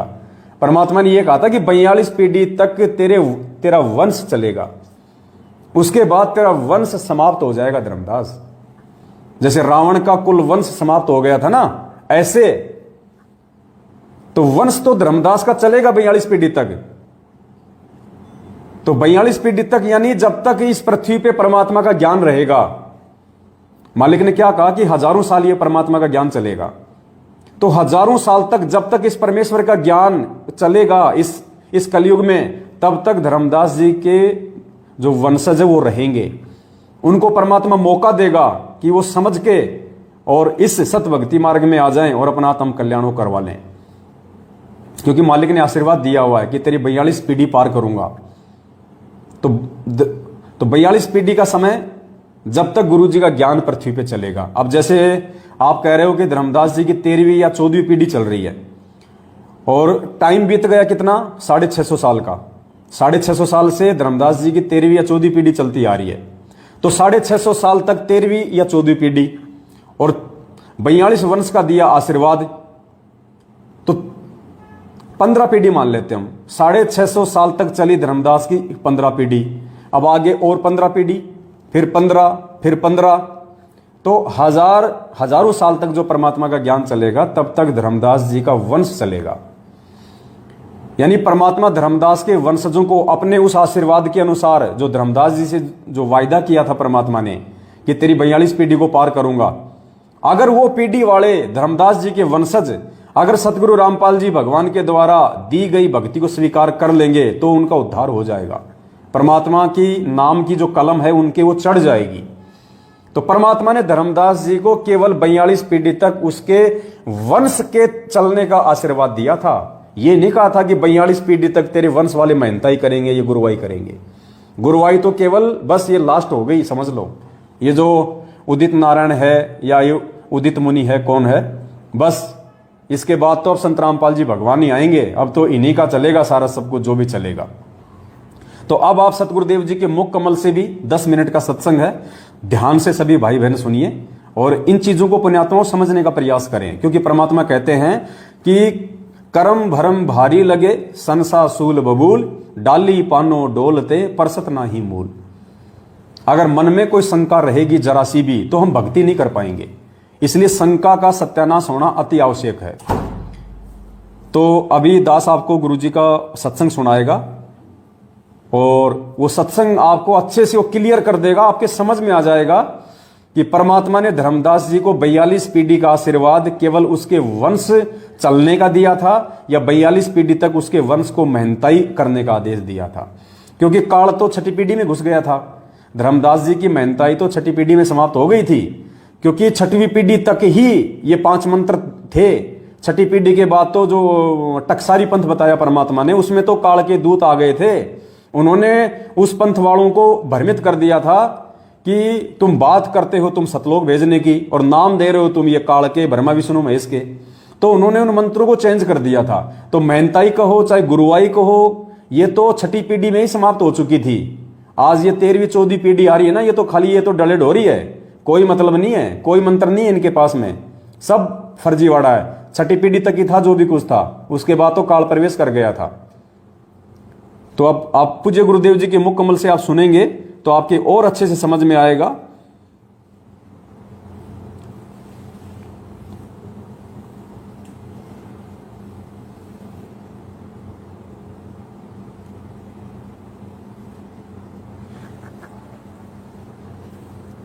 हाँ कि भाई अभी ये मूल मंत्र और मूल ज्ञान है, ये सार नाम अपने परिवार को भी मत बताना।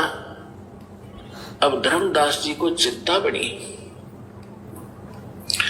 धर्मदास जी ने कहा, चिंता बनी कि हे भगवान, मेरे को आपने 42 वंश का आशीर्वाद दे दिया।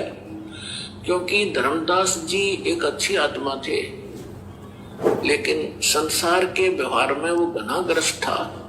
पहले उनको एक पुत्र था नारायण दास, और नारायण दास निकम्मा था, काल का दूत था। उसने परमात्मा के ज्ञान को ग्रहण नहीं किया, एक भी वचन सुना नहीं, उठकर चला जाता था। तो धर्मदास जी को ये चिंता बनी, परमात्मा ने बताया। धर्मदास जी ने कहा कि भगवान आप तो समर्थ हैं, मेरे पुत्र को शरण में ले लो, इकलौता पुत्र है, काल के हाथों चढ़ जाएगा, इसका जीवन नाश हो जाएगा। तो परमात्मा ने कहा, धर्मदास ये खुद ही काल का दूत है, तेरे घर पर भेज दिया। क्योंकि काल को पता था आप एक अच्छी आत्मा हो, और अच्छी आत्मा के घर पर एकादायु ऐसा व्यक्ति कोई कारण बनाकर काल भेज ही देता है। तो परमात्मा ने लास्ट में अपनी दिव्य दृष्टि देकर धर्मदास जी को उसके पुत्र नारायण दास की वास्तविकता दिखा दी। विकराल चेहरा, लंबे लंबे दांत, ओछा माथा। तो परमात्मा ने कहा कि ये दूत आया हुआ है, काल का स्पेशल भेजा हुआ है तेरे को, तेरी भक्ति नाश करने के लिए। इस बात से धर्मदास चिंतित हो गया कि हे भगवान, ये तो सचमुच, ये तो लड़के के कवर में मेरा दुश्मन बैठा है। फिर उसको चिंता हुई कि हे भगवान, 82 साल की उम्र होगी और अब क्या होगा। अरे ये तो काल का वंश चल गया मेरे से और पाप का भागी हो गया मैं। तो परमात्मा ने कहा कि ऐसे व्यक्ति का वंश नहीं चला करता। तो परमात्मा बोले, जी इसका नहीं चलेगा तो मेरा भी वंश नाश हो गया। हे भगवान अब क्या होगा, मेरा क्या होगा, मेरा वंश कैसे चलेगा। तो परमेश्वर ने कहा कि तू चिंता ना करे, तेरे को 42 पीढ़ी दे दी मैंने, तेरा 42 पीढ़ी तक वंश चलेगा। वंश चलेगा। तब धर्मदास जी कहने लगे इस काल का वंश चलेगा भगवान, इससे अच्छा तो ना चले। लोग परमात्मा बोले नहीं, मैं और तेरे को एक पुत्र दूंगा, उससे तेरे 42 पीढ़ी वंश चलेगा। ये अब इन्होंने गलत व्याख्या कर रखी कबीर पंथी जो दामा खेड़ा वालों ने एक भ्रमणा फैला रखी है कि जो दामा खेड़ा की गद्दी से नाम लेगा उसका ही मोक्ष होगा। कबीर साहब ने 42 पीढ़ी को आशीर्वाद दे रखा है, 42 पीढ़ी को नाम देने का आशीर्वाद भी दे रखा। धर्मदास की चिंता मिटाने के लिए ये कहा था कि तेरे को 42 पीढ़ी का वंश दे दिया, तेरा वंश चलेगा और मोक्ष उसका होगा जो सत भक्ति करेगा, पूरे संत जो मेरे अधिकारी संत से लेगा। तो फिर उसको 10 महीने के बाद एक चूड़ामणि उर्फ मुक्तामणि नाम का एक पुत्र उसकी पत्नी से जन्म हुआ परमात्मा के आशीर्वाद से। उनसे फिर उनकी ये 42 वंश चले। फिर धर्मदास जी को चिंता हुई, परमात्मा ने कहा कि अपने वंशजों को भी ये मूल ज्ञान नहीं बताना, मूल मंत्र नहीं बताना, सार नाम नहीं देना। अब धर्मदास जी ने फिर कलेजा पकड़ लिया और बैठ गया चिंता करके। परमात्मा बोले क्या बात होगी भक्त? कहने लगे क्या बताऊं गुरु जी, क्या बताऊं भगवान, आपने तो ऐसी प्रतिज्ञा करा दी कि मेरे वंशजों को भी नाम नहीं देना, सार नाम नहीं देना, सार नाम बिना मुक्ति नहीं हो सकते, सतनाम भी नहीं बताना। आप कह रहे हो कि पहला मंत्र देना, इनका मुक्ति क्यों करोगे भगवान? तब परमात्मा, लाला जी था वो सेठ, धर्मदास जी बनिए के घर जन्म था उसका, वैश्य था। अब टोटे नपे को घना शीघ्र समझा था वो, तो उसको चिंता बन गई, मैं भगवान वश तो दे दिया आपने, इनका ये पार क्यों करोगे? तब परमात्मा ने कहा कि तू चिंता ना करे। जब कलयुग के अंदर आगे चल के धर्मदास में एक भक्ति समय आएगा और उस समय सभी पार होंगे और मैं फिर आऊंगा और तेरे वंशजों को जो मंत्र दे दिया और ये मेरी वाणी पढ़ते रहेंगे ज्ञान यज्ञ, इससे भी मानव शरीर प्राप्त हो जाते हैं, लेकिन मोक्ष नहीं होगा। तो आप ये प्रथम मंत्र अपने वंशजों को, तेरे वंशजों को प्रथम मंत्र देंगे और ये वाणी मेरी वाणी का पाठ करते रहेंगे, इससे इनको मानव शरीर प्राप्त होते रहेंगे। तो धर्मदास जी ने कहा जी फिर मानव शरीर का क्या बनेगा? जब सार नाम नहीं मिला, सतनाम नहीं मिला था, वो ज्ञान से परिचित हो चुका था वो। तब परमात्मा ने कहा कि आगे चल के जब ये भक्ति युग शुरू होगा तब मैं फिर आऊंगा। आज आ गए और फिर तो सारी सृष्टि को पार करूंगा, तेरे बच्चे भी पार होंगे, तेरे वंशज भी पार होंगे। अब क्या बता रहे परमात्मा के धर्मदास, एक बार मेरा और इस काल का यहाँ की अपने आत्माओं थोड़ा ध्यान से सुनना आगे का वीडियो। भाई की शंका का तो समाधान हो ही गया है। गुरुजी कह रहे कि धर्मदास जी की 42 पीढ़ी को जो आशीर्वाद दिया था वो नाम देने के लिए नहीं दिया था, केवल वंश चलेगा, वो मरेंगे नहीं। 42 पीढ़ी तक तेरे पोता पोती पड़पोती दड़पोती सड़पोती नड़नोती वो होते रहेंगे। 42 पीढ़ी तक तेरा वंश चलेगा, उसके बाद तेरा वंश समाप्त हो जाएगा।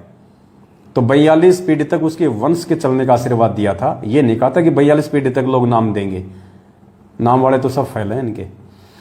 तो अब परमात्मा आगे क्या कह रहे हैं कि आगे चल के मैं खुद ही आऊंगा। देखो संकेत कर दिया ना गुरु जी ने। कई बार तो क्या कहते हैं गुरु जी कि इस दास को भेज दिया, वहां अपने आप को छुपाते हैं गुरु जी। और अब क्या कह रहे धर्मदास को कि मैं खुद ही आऊंगा, मैं खुद ही जाऊंगा। और अब जो प्रकरण आगे आप सुनोगे, कान खोल के सुनना। गुरु जी कह रहे कि काल के सामने थोड़ा सा भेद रखना था। काल के सामने नहीं बताई जाती ये बातें कि मैं स्वयं जाऊंगा, इसलिए कहा था कि मेरा दास जाएगा, जबकि आना परमात्मा ने खुद ही है और खुद ही आ चुके हैं। आज किस ब्रह्मांड के मालिक ब्रह्म का एक संवाद हुआ था। इसने मुझसे प्रतिज्ञा करा ली थी कि 3 युगों में जीव थोड़े ले जाना और चौथे युग में आप कितने ही जीव मुक्त करा लेना। तो मैंने इसको तथा वस्तु कर दी थी, ठीक है जो तू कह रहा है वो मुझे स्वीकार है। तो फिर क्या बताया परमात्मा ने कहा कि फिर मैंने उससे कहा था कि जब चौथा युग, जब कलयुग आई तब हम अपना अंश पठाई। जब चौथा युग कलयुग शुरू होगा, कलयुग आवेगा, उस कलयुग की जो बिजली पीढ़ी होगी, बिजली पीढ़ी का समय बताया है परमात्मा ने कि कब ये भक्ति स्टार्ट होगी। बिजली पीढ़ी कहाँ से स्टार्ट होगी? जब कलयुग बीते 5500 पाचा, तब ये वचन मेरा होगा साचा। तो कलयुग जो है 1900, जो 5505 कलयुग कब बीता है? सन 1997 से। और 1997 में इस दास को परमेश्वर कबीर जी प्राप्त मिले थे। उन्होंने कहा था कि अब ये सारनाम और सतनाम बेटा सार्वजनिक कर देना, मैं तेरे साथ रहूंगा। छुपा रहे हैं अपने आप को, हमारे साथ होगा, सबका कल्याण करेंगे।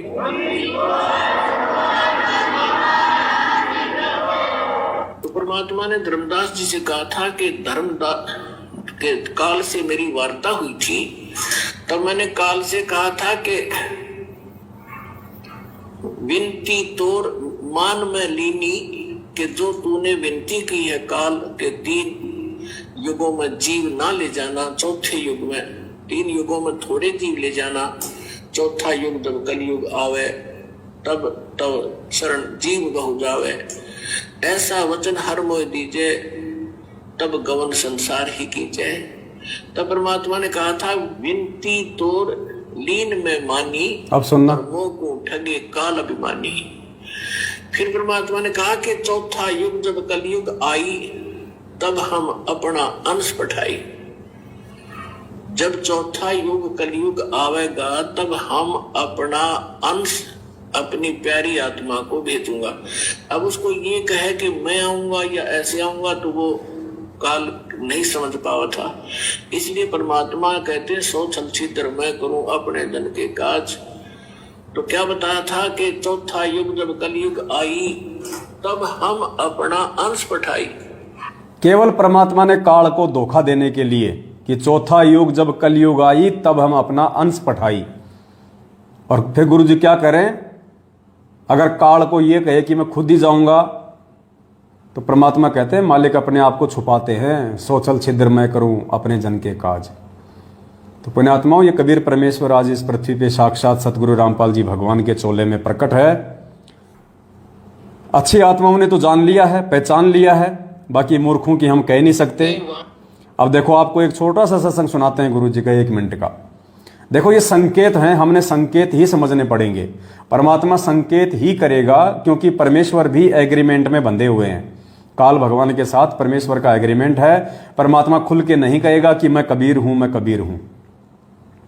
अगर परमात्मा आज स्वयं अपने आप को परमात्मा कह दे, सतगुरु रामपाल जी भगवान यदि 1994 से ये कहते कि मैं हूं वो कबीर परमात्मा जो 650 साल पहले आया था, और भाई आज मैं फिर से आ गया हूं पूरी दुनिया को ज्ञान और नाम देने के लिए, मैं हूं कबीर परमात्मा। तो पुण्यात्मा विचार करो, कबीर जी का ठेका लेके कितने संत महंत बैठे हैं यहाँ पे हिंदुस्तान में।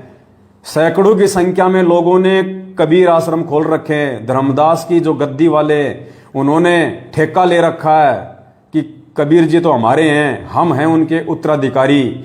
अगर गुरु जी कह दें कि मैं कबीर हूं तो पुण्यात्माओं गुरु जी के ऊपर सैकड़ों मुकदमे गुरु जी के ऊपर डाल दिए गए होते आज तक कि ये अपने आप को कबीर कहता है, ये कबीर कहता है। सैकड़ों मुकदमे। तो सोचो पुण्यात्माओं, परमात्मा उन सैकड़ों मुकदमों की तारीखें भुगतते या हमारे लिए आश्रम में बैठ के सत्संग करते। ये भी एक कारण है जिस कारण परमात्मा अपने आप को कबीर होते हुए भी छुपाता है और फिर आप और हमारे जैसे भक्तों की सेवा लगा देता है परमात्मा ज्ञान आधार से, सत्संगों से निष्कर्ष निकाल के समझाने की कि असल में वो कबीर परमेश्वर कौन है। अब क्या कह रहे हैं परमात्मा, इस सत्संग को ध्यान से सुनो पुण्यात्माओं। एक बार आप ये सत्संग सुनिए, फिर दास आपको बताएगा।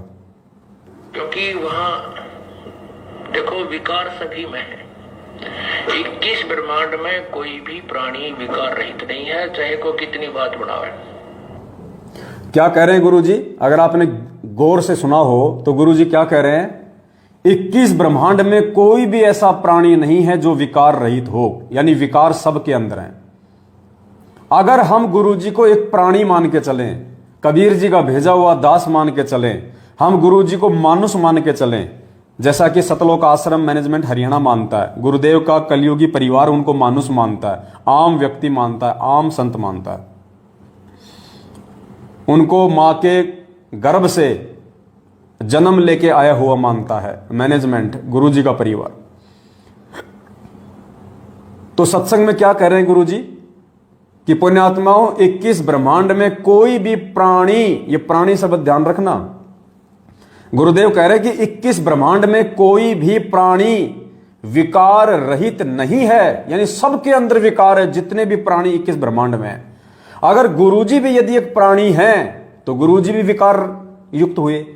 अगर गुरुजी भी यदि एक प्राणी हैं तो गुरुजी भी विकार युक्त हुए, क्योंकि स्वयं कह रहे हैं कि 21 ब्रह्मांड में कोई भी प्राणी विकार रहित नहीं है, अर्थात सबके अंदर विकार हैं। अगर गुरुजी को भी यदि हम एक प्राणी मान के चलें, मानुष मान के चलें, मां के गर्भ से जन्म लिया हुआ एक यदि प्राणी मान के चलें मैनेजमेंट की तरह, तो गुरुजी भी विकार युक्त हुए। अब बताइए, जो खुद विकार युक्त है वो दूसरे का कहां से मोक्ष करवा देगा? बता दीजिए। इसलिए ये परमेश्वर अपने आप को छुपाता है, अपने आप को हमारी श्रेणी में रख के कहता है, अपने आप को काल भगवान से छुपाते हुए और अपने आप को आप और हमारी श्रेणी में शामिल करते हुए, जीव संज्ञा में शामिल करते हुए, ताकि हम परमेश्वर की पहचान ज्ञान से करें, उनके उन शब्दों से पहचान ना करें जो गुरुजी कहते हैं कि हम तो 2 कोटि के जीव हैं, हम सब 650 साल पहले फैल हो गए थे, हम सारे के सारे परमात्मा के दोषी हैं। परमात्मा हमें समझाने के लिए हमारे जैसे बन के परमात्मा सत्संग करते हैं और हम उनको अपने जैसा ही समझ लेते हैं, मूर्खता के चलते। तो इस सत्संग के अनुसार जिसमें परमेश्वर कह रहे हैं, जिसको आप ध्यान से सुनिए एक बार दोबारा, क्योंकि वहां देखो विकार सभी में है। 21 ब्रह्मांड में कोई भी प्राणी विकार रहित नहीं है, चाहे को कितनी बात बढ़ावे। गुरुजी भी अगर एक प्राणी हैं तो गुरुजी भी विकार युक्त हो गए। अब बताओ, जो स्वयं विकार युक्त है वो हमारे विकारों को कहां से छुड़वा देगा? वो हमें सतलोक कहां से पहुंचा देगा? हमें पार कहां से करवा देगा? इसलिए पुण्यात्माओं, ये परमात्मा है, ये सारी सृष्टि का रचनहार है, ये बंदी छोड़ कबीर परमेश्वर हैं, ये जगत गुरु हैं, जगत के दाता हैं, ये जगदीश हैं, तीनों लोकों में प्रवेश करके सबका भरण पोषण करने वाले ये पूर्ण परमात्मा है, कबीर देव हैं। और इस बात को केवल वही आत्मा जान पाएंगी, पहचान पाएंगी जो इस परमेश्वर के वर्तमान में असली मोक्ष के अधिकारी होंगे।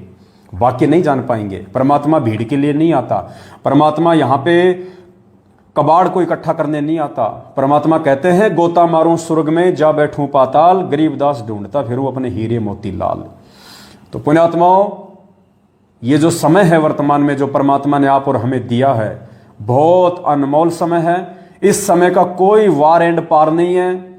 और जो व्यक्ति इस समय को चूक गया, इस समय को चूकने का मतलब अपने गुरुजी को मानुष मान के, जो अपने गुरुजी को अपने जैसा मानुष मान के, जो गरीबदास जी भी कहते हैं कि गुरु को मानुष जो गिने और चरणामृत को पान, ते नर नरक में जाएंगे, जन्म जन्म बने समान। कुत्ते बनेंगे वो कुत्ते बनेंगे जो अपने गुरुजी को मानुष मानते हैं अपने जैसा, और उनके चरणों का चरणामृत भी पीते हैं।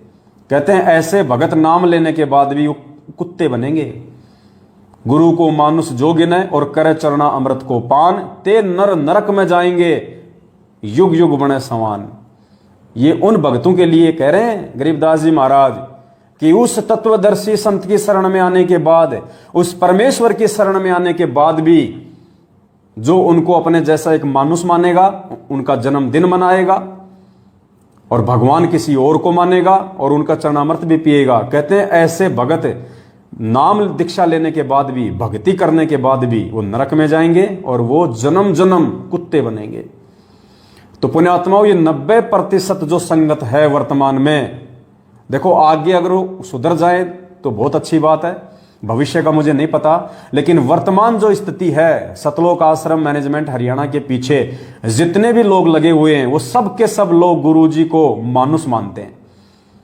क्योंकि उन जिन जिन लोगों ने 14 जून 2022 को कागज की फोटो का प्रकट दिवस मनाया है, उस दाढ़ी मूंछ वाली नकली फोटो को कबीर भगवान मान के जिन जिन लोगों ने उसका प्रकट दिवस मनाया है, वो सारे के सारे लोग अपने गुरुजी को मानुस मान रहे हैं। वर्तमान समय तक तो वो सभी लोग नरक की तैयारी कर रहे हैं और मरने के बाद में वो कुत्ते की योनि ग्रहण करने की वो तैयारी कर रहे हैं। ये परमात्मा की वाणी कह रही है, मैं नहीं कह रहा। यदि वो अपने गुरुजी को मानुस ना मानते, अपने गुरुजी को ही परमात्मा मानते, तो पुण्यात्मा परमात्मा तो जेल में बैठे हैं। फिर इन फर्जी आश्रमों में किसका प्रकट दिवस मनाने गए थे भाई साहब? किसका? वो देशराज जैसे मूतनाथ लोगों के पीछे लग के किसका प्रकट दिवस मनाने गए थे? संजीव हुड्डा स्टेट कोऑर्डिनेटर उत्तर प्रदेश, भक्तों को रंडी के बीच की गालियां देने वाले लोगों के पीछे चल के शामली आश्रम में, धुरी आश्रम में, मुंडका आश्रम में, सिंहपुरा आश्रम में, भिवानी आश्रम में, जींद आश्रम में, बैतूल आश्रम में, इंदौर आश्रम में, सोजत आश्रम में, जितने भी ये पत्थर के खंडर खड़े कर रखे हैं फर्जी आश्रम, कौन से बाप का प्रकट दिवस मनाने गए थे? तुम्हारे भी दो दो बाप हैं क्या? अरे भगतो, दो दो बाप बना लिए तुमने हैं? 8 सितंबर को तो सतगुरु रामपाल जी को बाप बना लेते हो, जून के महीने में उस कागज की फोटो को अपना बाप बना लेते हो। बताओ ये व्यभिचारणी भक्ति क्यों कर रहे हो भाई? अरे आत्मा एक है, उसका परमात्मा भी एक ही है। आत्मा एक है, उसका परमात्मा भी एक ही है। एक आत्मा के दो पति नहीं हो सकते, और जिस आत्मा के दो पति होंगे वो व्यभिचारणी होती है। वैश्या कहते हैं उसको, वैश्या, वैश्या। तो अभी तक तो आप जितने भी लोग हो जिन्होंने 14 जून को कागज की फोटो का प्रकट दिवस भले आश्रमों में मनाया हो या अपने अपने घरों पे मनाया हो, फिलहाल आप सभी लोग व्यभिचारणी भक्ति कर रहे हैं गीता जी के अनुसार। आप एक परमात्मा को अभी जान भी नहीं पाए, पहचान भी नहीं पाए कि एक परमात्मा कौन है। और परमात्मा कहते हैं जब तक आप एक परमेश्वर की पहचान नहीं कर लोगे कि गुरु गोविंद दो नहीं भाई, जो दो समझेगा वो दो जग में जाएगा, वो तो नरक में जाएगा। तो पुण्यात्मा, उस एक परमपिता परमेश्वर की पहचान, उस असली कबीर परमेश्वर की पहचान, उस जिंदा कबीर परमेश्वर की पहचान सत्सेवकों ने की है, साध संगति से जुड़े हुए भाई बहनों ने की है कि वो असली जिंदा कबीर वर्तमान में धरती पे सतगुरु रामपाल जी भगवान है। हम और किसी कागज की फोटो का प्रकट दिवस नहीं मनाएंगे हमारे भगवान के रहते सहते धरती पे।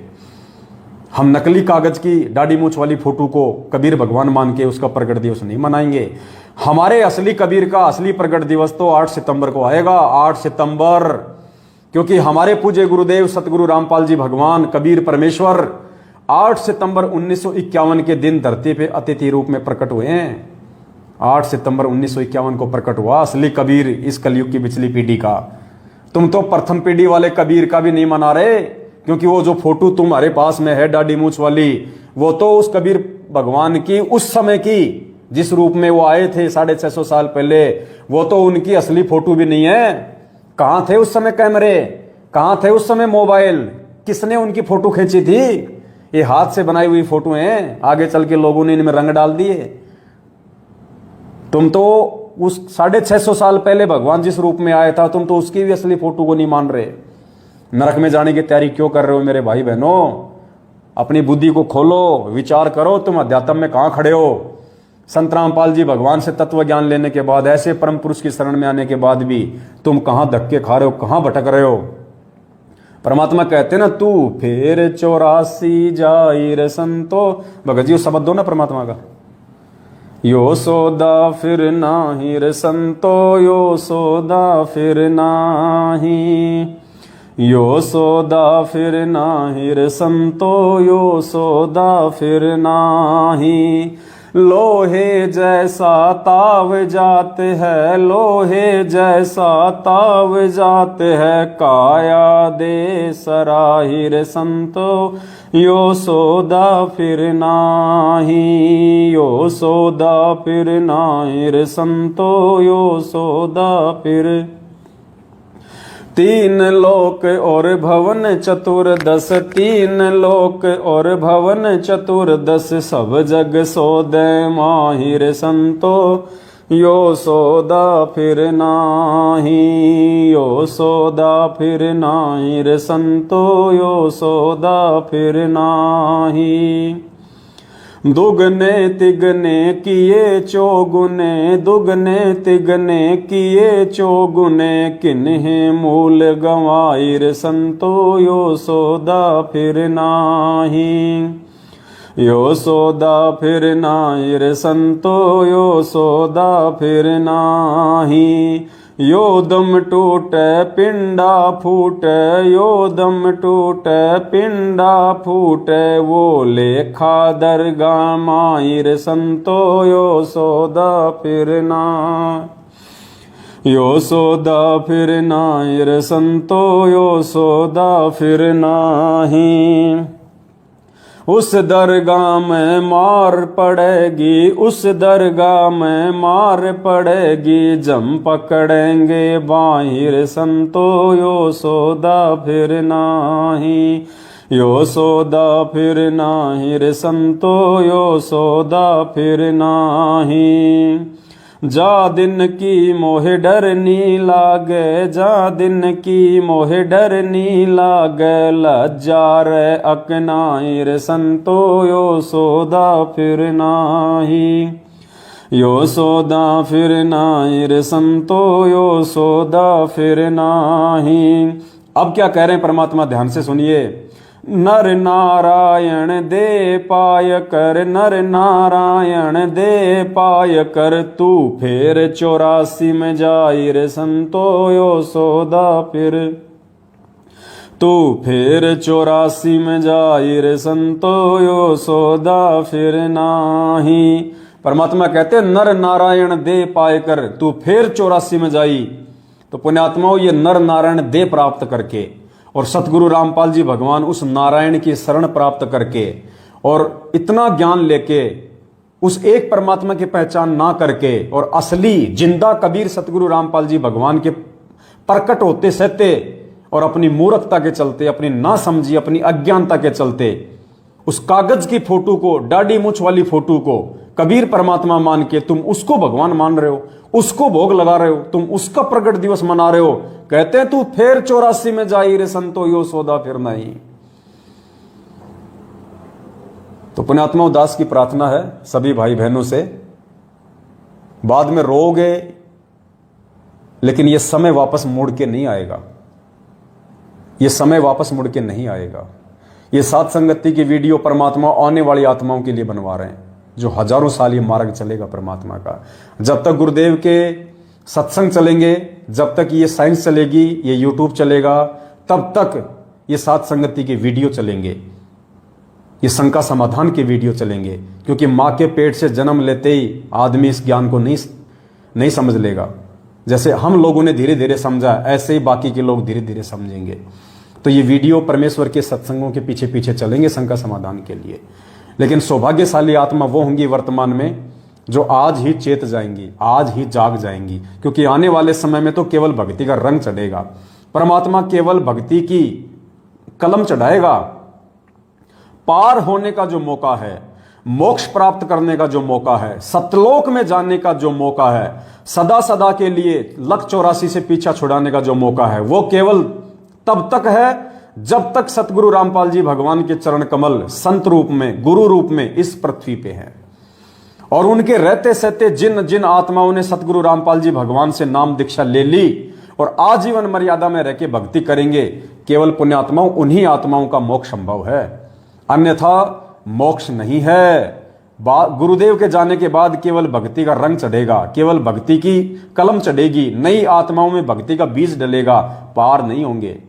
अरे जब आज गुरु जी के रहते सहते हम पार नहीं हो पाएंगे तो गुरु जी के जाने के बाद कहां से पार हो जाएंगे। स्कूल में कोई बच्चा टीचर के रहते सहते पढ़ाई नहीं कर रहा है तो टीचर के जाने के बाद क्या खाक डिसिप्लिन में रहेगा, क्या खाक वो पढ़ाई करेगा।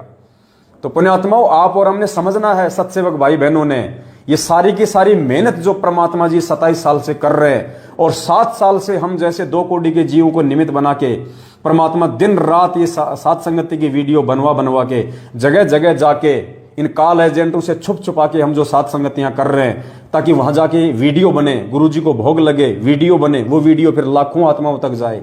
ये मेहनत सिर्फ और सिर्फ परमात्मा आप और हम जैसे हीरे मोती लालों के लिए करवा रहा है। आप और हम जैसी परमात्मा की विशेष आत्माओं के लिए, पुण्यात्माओं, ये मेहनत हो रही है इतनी। आज गुरुदेव जो हिसार जेल में बैठे हैं ना, ये देश राज जैसे मुंह में मूतने वाले लोगों के लिए नहीं कर रहा परमात्मा।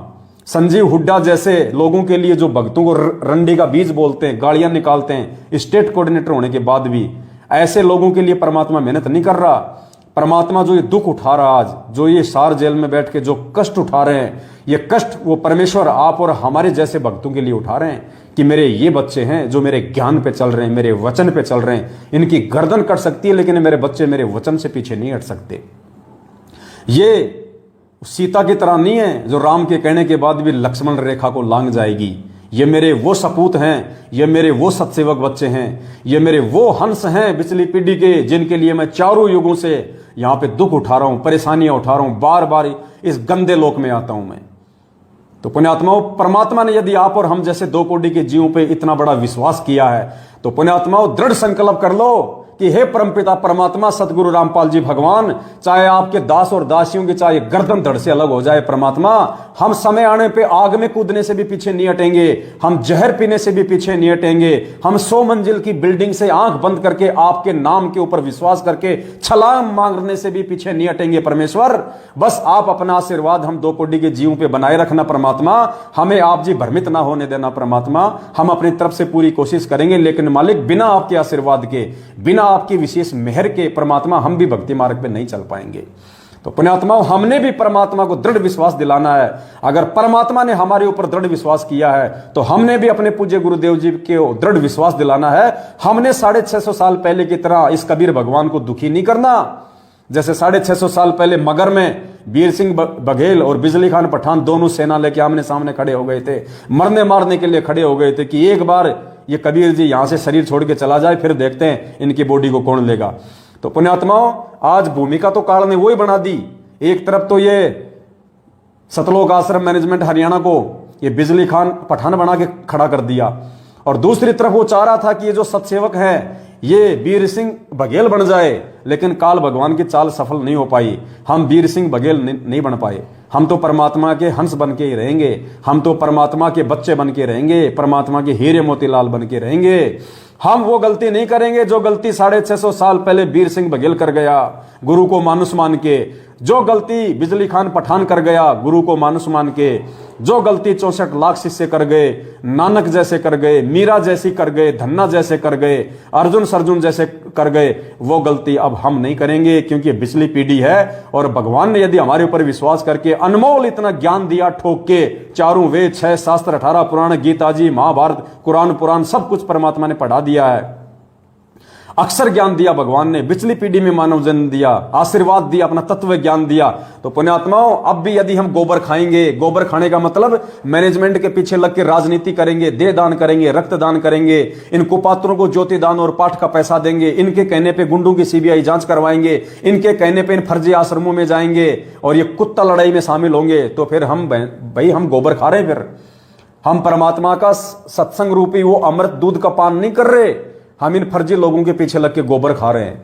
तो पुण्यात्माओं, गोबर खाने वालों को गोबर मुबारक, और हम जैसे भाई बहनों को परमात्मा का अमृत ज्ञान मुबारक।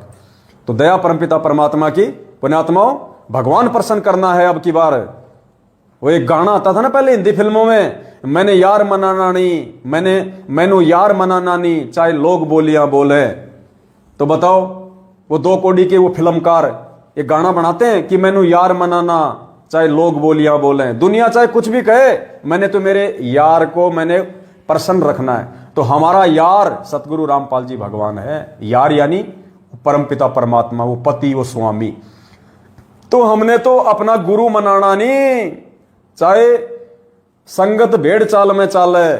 हमने तो अपना गुरु मनाना नहीं, चाहे संगत भेड़ चाल में चाले। तो संगत मर रही है तो मरने दो, समझाना हमारा फर्ज है, और समझेगा वही, सब लोग नहीं समझ सकते पुण्यात्माओं। मालिक कहते हैं पिछले जन्म से होत है पूर्ण हंस मुराद। ये हर किसी के समझ में नहीं आ सकती ये बात। जब गुरु का सत्संग समझ में नहीं आ रहा 90% संगत को, तो पवन दास की वीडियो कहां से समझ में आ जाएंगे। तो ये समझ लीजिए परमात्मा ने उस गंदगी को रिजेक्ट कर दिया है। और पुण्यात्मा सौभाग्य क्या, डबल सौभाग्य, अहो भाग्य, परम भाग्य, जो परमात्मा ने आप और हम जैसे 2 कोटि के सत्सेवकों को यह ज्ञान समझा दिया।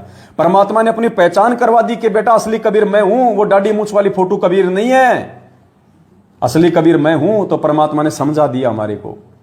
तो पुण्यात्माओं अब भी यदि हम पीछे हटेंगे, देखो आने वाले समय में हो सकता है पुण्यात्माओं हमारी वो परीक्षा होगी, परमात्मा हमारे विश्वास की परीक्षा लेगा, हमारी दृढ़ता की परीक्षा लेगा कि वास्तव में मेरे बच्चे ने मुझे बाप माना कि नहीं माना, मुझे वास्तव में कबीर माना कि नहीं माना, या फालतू में 8 सितंबर को मेरा प्रकट दिवस मना रहे हैं।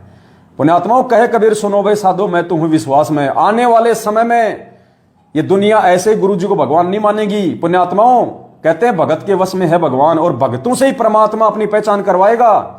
हो सकता है आने वाले समय में अपने पूज्य गुरुदेव जी के ऊपर विश्वास करते हुए, उनको कबीर भगवान साबित करते हुए, क्या पता ऐसा समय आ सकता है हम सत्सेवक भाई बहनों को आग में कूदना पड़ सकता है, हम भाई बहनों को जहर की बोतल पीनी पड़ सकती है, हम भाई बहनों ने फांसी के ऊपर लटकने के लिए भी जो है वो तैयार होना पड़ सकता है। लेकिन सिर पे आशीर्वाद सतगुरु रामपाल जी भगवान का रहेगा अपनी प्रत्येक आत्मा पे। बाढ़ बाका नहीं हो सकता, बाढ़ बाका। परमात्मा कहते हैं सिर के साटे हरी मिले तो भी सस्ता जान, और गुरु जी कहते हैं जो अपने गुरु भगवान को शीश देने के लिए तैयार हो जाता ना, फिर परमात्मा उसका शीश लेता नहीं है। तो पुण्यात्माओं मालिक कहते हैं 1 करोड़ों शीश तूने दे दिए यम राजा की फेंट, फेंट यानी झटके से, धक्के से, धोखे से। ये काल भगवान अनंत युगों से गधा कुत्ता सुअर बना के, सैनिक बना के हमारे शीश कटवा रहा है। तो कहते हैं करोड़ों शीश तूने दे दिए यम राजा की फेंट, और 1 शीश दे के देख ले सतगुरु अपने की भेंट, यानी प्यार से तो 1 सिर अपने गुरुदेव को दे दे। अरे क्या पता कल को एक्सीडेंट हो जाए, कितने लोग मरते हैं गाड़ियों में, गर्दन कट जाती है, फालतू में मर गए ना। और जब वो समय आएगा गुरुजी कहेंगे बेटा कूद जा आग में, अरे गुरुदेव बोलने की जरूरत नहीं थी, मालिक आप तो इशारा कर देते कि बेटा जाओ। परमात्मा इतना ही काफी था हम नीचों के लिए, आपके कुत्तों के लिए केवल संकेत ही काफी था। पुण्यात्मा इतने दृढ़ रहना हमारे को। अगर भगवान कह दे बेटा ये सामने जहर की बोतल है पी जा, हमने पानी समझ के पी लेना है कि बस प्यास बुझ गई, जैसे मीरा ने पी लिया था। अरे जो मीरा के जहर को अमृत बना देगा तो धरती पे प्रकट है साक्षात, अपने असली रूप में धरती पे प्रकट है। गुरु का वचन साध की संगत अजर अमर घर पावे, कहे कबीर सुनो रे गोरख हम सबको तत्व लखावे। तो पुण्यात्माओं साध संगतियों से दृढ़ हो जाओ, दृढ़। परमात्मा कहते हैं जय तू चाले 1 कदम मैं चालू कदम 60, जय तू हो जा काठ का मैं हो जाऊं लोहे की लाठ। भगवान मिला हमें, कोई छोटा मोटा संत नहीं मिला, पूर्ण परमात्मा मिल गया अब की बार। अहो भाग्य, लाखों साल तक ऋषि मुनि अपना शरीर गाड़ के मर गए तपस्या कर करके, काल ने भी दर्शन नहीं दिए, और यहां साक्षात परमात्मा आके खड़ा हो गया फ्री में। तो पुण्यात्माओं फ्री की लूट तो लूट लेनी चाहिए आदमी को। फ्री की लूट में कौन पीछे रहता है, जब भगवान वाली लूट पड़ी हो तो दृढ़। जिस दिन गुरु जी का संकेत हो जाए, या जिस दिन वो समय आ जाए हमारे गुरु जी पे कोई उंगली उठे और ऐसा कोई मैदान, कोई खेल का कोई मांड दे और कह दे कि आ जाओ, कौन कौन है जिनको अपने गुरुओं पे विश्वास है, दिखाओ यहां पे। पर सबसे पहले संत रामपाल जी भगवान के सत्सेवक आगे होने चाहिए। हाँ भाई आ गए हैं बंदी छोड़ पे विश्वास करके, बोलो जी क्या काम है बताओ, कूदो, ये कूदे, ये ले। दुनिया देखी गुरु यार ये तो ऐसे कैसे निकल गए आगे से, इनका तो बाल भी पाकर नहीं हो रहा, इनका तो एक बाल भी नहीं चल रहा, और ये तो हंसते खेलते जा रहे हैं, इनको कोई टेंशन ही नहीं, ये इंसान है कोई दूसरे कोई प्लानेट से आए हुए प्राणी है। ऐसा होना चाहिए, डर नहीं होना बिल्कुल भी। आग क्या आग का बाप आ जाए सामने है, आग क्या आग का बाप आ जाए। अरे मुस्लिम धर्म में बहुत सारे ऐसे पैगंबर हुए, आपने सुलेमान का नाम सुना होगा। सुलेमान ऐसी परीक्षा थी उसकी आग में कूदने की, जलती हुई आग में कूदने की। वो पैगंबर था, आग में कूद गया अल्लाह पे विश्वास करके, परमात्मा पे विश्वास करके। जबकि आग उसको क्या कह रही थी, आग वो हवा, जब उसका आग में कूदने का समय आया ना तो हवा ने क्या कहा पता है, बोला तू मेरी शरण में आ जा, तू मेरी शरण में आ जा, मैं इस आग को अपनी तासीर से मैं इसको ठंडा कर दूंगी, तेरे को आंच भी नहीं आएगी। लेकिन सुलेमान ने कहा कि नहीं, मेरे अल्लाह का वचन है, मैं किसी और की शरण में नहीं आ सकता वरना मैं काफिर हो जाऊंगा। मैं दूसरे की शरण में जाने की सोच भी नहीं सकता। अगर मेरे अल्लाह का आदेश है, मेरे परमात्मा का आदेश है, तो मुझे मरना स्वीकार, मैं आग में कूदूंगा, लेकिन दूसरे की शरण ग्रहण नहीं करूंगा। तो पुण्यात्मा इसलिए परमात्मा कहते हैं 100 वर्ष सतगुरु की पूजा, एक दिन आन उपासी, वो अपराधी आत्मा फिर पड़े काल की फांसी। और इसीलिए परमात्मा कहते हैं, मालिक का वचन है ना, कौन सा शब्द है भगत जी? लागी का मार्ग और है, कोई देखो सत्संग करके। देना कहाँ है? लागी का मार्ग और है, कोई देखो सत्संग करके। ये 6 महीने में बीजेपी, 6 महीने में कांग्रेस करने वाले, ये मैनेजमेंट के इशारे पे अपना खून निकलवाने वाले, ये क्या आगे में कूदेंगे पुण्यात्माओं? ये क्या जहर पिएंगे उस समय? इनका आज इनका अपना परिवार ही संभलने में नहीं आ रहा। आपस में इतना राग द्वेष ईर्ष्या, लड़ाई झगड़े, मियाँ बीबी के बच्चों के साथ में आए दिन अकाल मौत मर रहे हैं। कोरोना में मर गए हजारों की संख्या में। भगवान ने एक छोटी सी बीमारी से इनको नहीं बचाया। इनके सारनामी सतनामी लोग हजारों की संख्या में कोरोना से तड़प तड़प के मर गए। सोचो, उस पूर्ण परमात्मा ने जब इनको छोटी सी एक बीमारी से, कोरोना वायरस से नहीं बचाया, अब उस समय परमात्मा क्या रक्षा करेगा इनका? जब वो आपत्तियों का समय आएगा आने वाले समय में, उस समय परमात्मा अपनी विशेष आत्माओं की रक्षा करता है। और विशेष आत्मा वो होती है जो गुरु जी के वचन पे चलती है। तो गुरु जी के वचन पे ये सत्सेवक चले भाई। ये सत्सेवक मैनेजमेंट की गालियां खा खा के तेरे मुंह में मुंह तो दूंगा, रंडी का बीज, तेरी छोरी को कोठे पे बैठा दूंगा। अभी आपको ऑडियो सुनाई है ना देशराज वर्ल्ड कोऑर्डिनेटर की, और संजीव हुड्डा उत्तर प्रदेश के स्टेट कोऑर्डिनेटर की। ये तो एक नमूने हैं, ये दो तो केवल एक नमूने हैं। ऐसी ऐसी तो दास के पास में सैकड़ों ऑडियो पड़ी हैं, इनके बड़े बड़े महापुरुषों की मां बहन की गालियां निकालते हुए। ये तो खाली एक 2 नमूने छोटे छोटे। तो चलो, शब्द फिर कभी परमात्मा दया बख्शेंगे, कभी साथ संगति में बैठेंगे, तब परमात्मा शब्द की दया करेंगे। आज के लिए केवल इतना ही। जाते जाते दास इतनी प्रार्थना करेगा, पुण्यात्माओं, ये सोशल मीडिया ही परमात्मा ने हमें एकमात्र वो माध्यम दिया है जिसके माध्यम से हम लाखों भाई बहनों तक ये वीडियो, ये संदेश, ये सच्चाई हम पहुंचा सकते हैं, जिसके माध्यम से परमात्मा के बच्चे मर्यादा में रह के परमात्मा की सत भक्ति कर सकते हैं, काल एजेंटों के झांसे में आने से वो बच सकते हैं। तो दास की प्रार्थना है, ये जो अपना फेसबुक का जो पेज है, पवन दास इज लाइव, जब आप फेसबुक पे जाके सर्च करेंगे अंग्रेजी में पवन दास इज लाइव, तो दास का ये फेसबुक का पेज है। सभी भाई बहन इस पेज को फॉलो करें।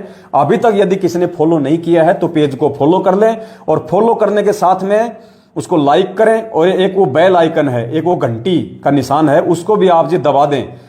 अगर किसी ने नहीं दबा रखा है तो उसको दबा दें, ताकि ज्यादा से ज्यादा जब भी दास लाइव आवे तो तुरंत आपके मोबाइल पे घंटी बज जाए, मैसेज आ जाए, और आप जी लाइव तुरंत जुड़ सके।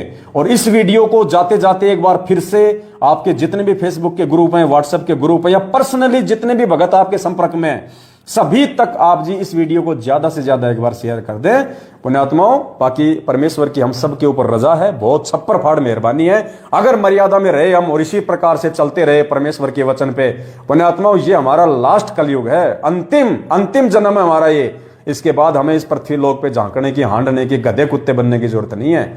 बाकी लोग बनते रहेंगे, उनके अपने संस्कार। सत साहे बंदी छोड़, सतगुरु रामपाल जी भगवान की जय हो।